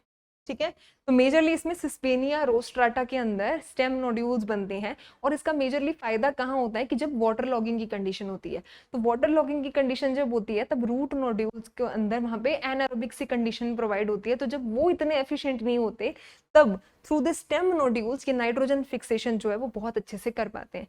और ये जो बाई डुअल नेचर इसका हो गया नोड्यूल्स बनाने का, ये बहुत ज्यादा बेनिफिशियल होता है for the successful nitrogen fixation.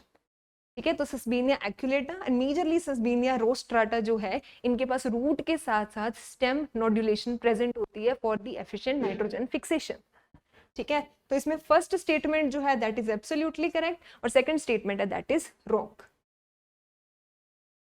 Okay, next है which of the following micro organisms can fix the nitrogen symbiotically.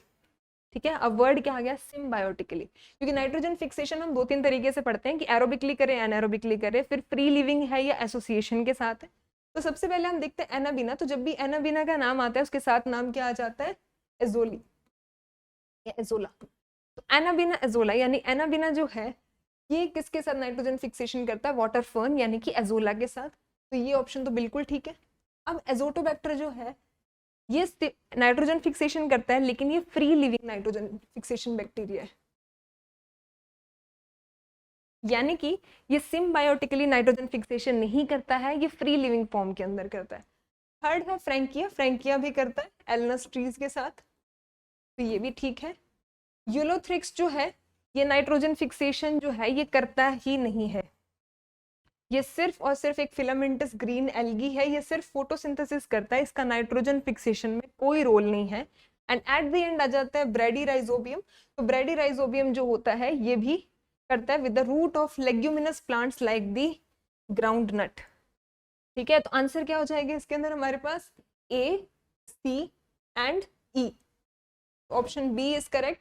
Anabaena azollae के साथ करता है, फ्रैंकिया जो है वो ट्रीज यानी एल्नस के साथ करता है, एंड ब्रेडीराइजोबियम ग्राउंडनट यानी लेग्यूमिनस प्लांट के साथ करता है। एजोटोबैक्टर एक free living nitrogen fixing bacteria है, और यूलोथ्रिक्स जो है that is not nitrogen fixing bacteria, ये सिर्फ और सिर्फ फोटोसिंथेसिस करता है।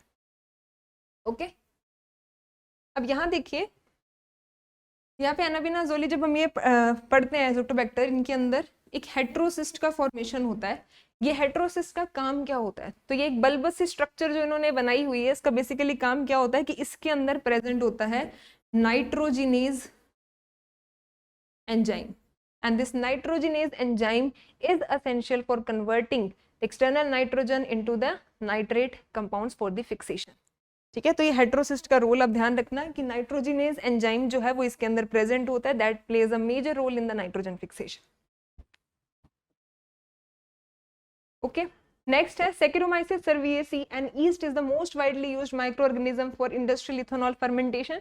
जिन्होंने भी थोड़ी सी भी माइक्रोबायोलॉजी पढ़ी है तो ये चीज बिल्कुल अच्छे से हमें पता है कि ईस्ट जो है वो सबसे मेजर हम यूज करते हैं as a fermenting microorganism. Second है Saccharomyces cerevisiae produce ethanol through the glycolytic pathway। अब ये जो मेडिकल वाले बच्चे हैं जिन्होंने बायो पढ़ी हुई है 11th 12th के अंदर, उनको ये बहुत अच्छे से पता है कि जब उन्होंने रेस्पिरेशन की साइकिल्स याद की थी कि सबसे पहली पाथवे हम क्या पढ़ते हैं? ग्लाइकोलाइसिस पढ़ते हैं। और इस ग्लाइकोलाइसिस के अंदर होता क्या है कि एक ग्लूकोज का compound 2 molecules of pyruvic acid के अंदर कन्वर्ट होता है, और ये जो है ये एनारोबिक कंडीशन में साइटोप्लाज्म के अंदर होती है ग्लाइकोलाइसिस की जो रिएक्शन होती है। अब इसको जो है किसने डिस्कवर किया था? एम्बिडन, मेयरहोफ, पार्नस, 3 जनों ने किया था, और इनके नाम के ऊपर ही इस ग्लाइकोलाइसिस के जो पाथवे इसको हम क्या बोलते हैं? EMP pathway. ठीक है, तो अब हमें पता है कि होता क्या है, ग्लूकोज है, ग्लूकोज से बनता है पायरुवेट। अब इस ग्लाइकोलाइसिस के रिएक्शन के बाद 2 कंडीशन आती हैं। अगर तो ऑक्सीजन मिल जाता है तब तो क्रेब्स साइकिल की तरफ चली जाती है एसिटाइल कोएंजाइम ये बना के, और अगर ऑक्सीजन की अवेलेबिलिटी नहीं होती है यानी एनएरोबिक कंडीशंस होती हैं, तब वहां पर आ जाते हैं हमारे फर्मेंटेशन वाले माइक्रो ऑर्गेनिजम्स, और वहां से क्या बन जाती है? एल्कोहल, या फिर हम कह सकते हैं इथेनॉल। तो ये है ग्लूकोज। ग्लाइकोलाइसिस के प्रोसेस जिसको हम EMP पाथवे भी कहते हैं, एम्बिडन मेयरहोफ पार्नस पाथवे, जिससे बनता है पायरुवेट। अब अगर ऑक्सीजन की प्रेजेंस है तब ये चली जाएगी रेस्पिरेशन की तरफ, और अगर ऑक्सीजन की एब्सेंस है तब यहाँ हो जाएगा फर्मेंटेशन। ठीक है, तो ये स्टेटमेंट जो है, फर्स्ट स्टेटमेंट भी बिल्कुल ठीक है एंड सेकंड स्टेटमेंट भी ठीक है, क्योंकि ईस्ट जो है ये इथेनॉल प्रोड्यूस करवाती है थ्रू दी EMP पाथवे, क्योंकि अगर पायरुवेट नहीं बनेगा तो फर्दर जो है वो इथेनॉल का फॉर्मेशन नहीं होता है। तो both statement 1 and 2 are correct. Okay, अब है यहाँ पे असर्शन दिया गया आपको that methane is the major gas generated during the anaerobic digestion of the organic material। okay, ठीक है, नेक्स्ट पढ़ते हैं methanotrophs are the key players in the anaerobic digestion of the organic matter. अब कुछ बच्चों को बहुत ज्यादा कॉन्फिडेंस आ जाता है कि ठीक है भाई मिथेन के बारे में पूछा है तो बायोगैस वगैरह भी हम प्रोडक्शन जब करते हैं तब यहाँ पे फर्मेंटेशन करवाई जाती है, एनारोबिक डाइजेशन करवाया जाता है फर्मेंटर में, तो वहां से मिथेन बनती है। ठीक है, अब इन्होंने यहाँ देख लिया कि मिथेनो बन रहे हैं तो यही इन्वॉल्व होंगे इसके अंदर की प्लेयर्स करने के अंदर, लेकिन यहाँ पर कर देते हैं हम गलती, क्योंकि यहाँ पर मिथेनोट्रॉफ दिया गया है और जो रियल आंसर है दैट इज मिथेनोजेंस। मिथेनोजेंस जो होते हैं उनका रोल होता है मिथेन बनाने का, क्योंकि हम यहाँ पर बात कर रहे हैं मिथेन बनाने की, जनरेशन की। ठीक है। और मिथेनो जो ट्रॉफ होते हैं, इनका काम होता है उस मिथेन को यूज करना एज अ कार्बन सोर्स, तो वो मिथेन का ऑक्सीडेशन करते हैं। That is a major difference here कि मिथेनोजेंस जो है ये मिथेन प्रोड्यूसिंग बैक्टीरिया है, और जो मिथेनोट्रॉफ है ये वो बैक्टीरियाज हैं जो कि मिथेन को एज अ कार्बन और एनर्जी सोर्स यूटिलाइज करते हैं। तो यहाँ पर जब हमसे बात की इन्होंने मिथेन जनरेशन की, तो यहाँ पर आना चाहिए था methanogens are the key player in the anaerobic digestion of the organic matter. So statement 1 is correct and but statement R is false.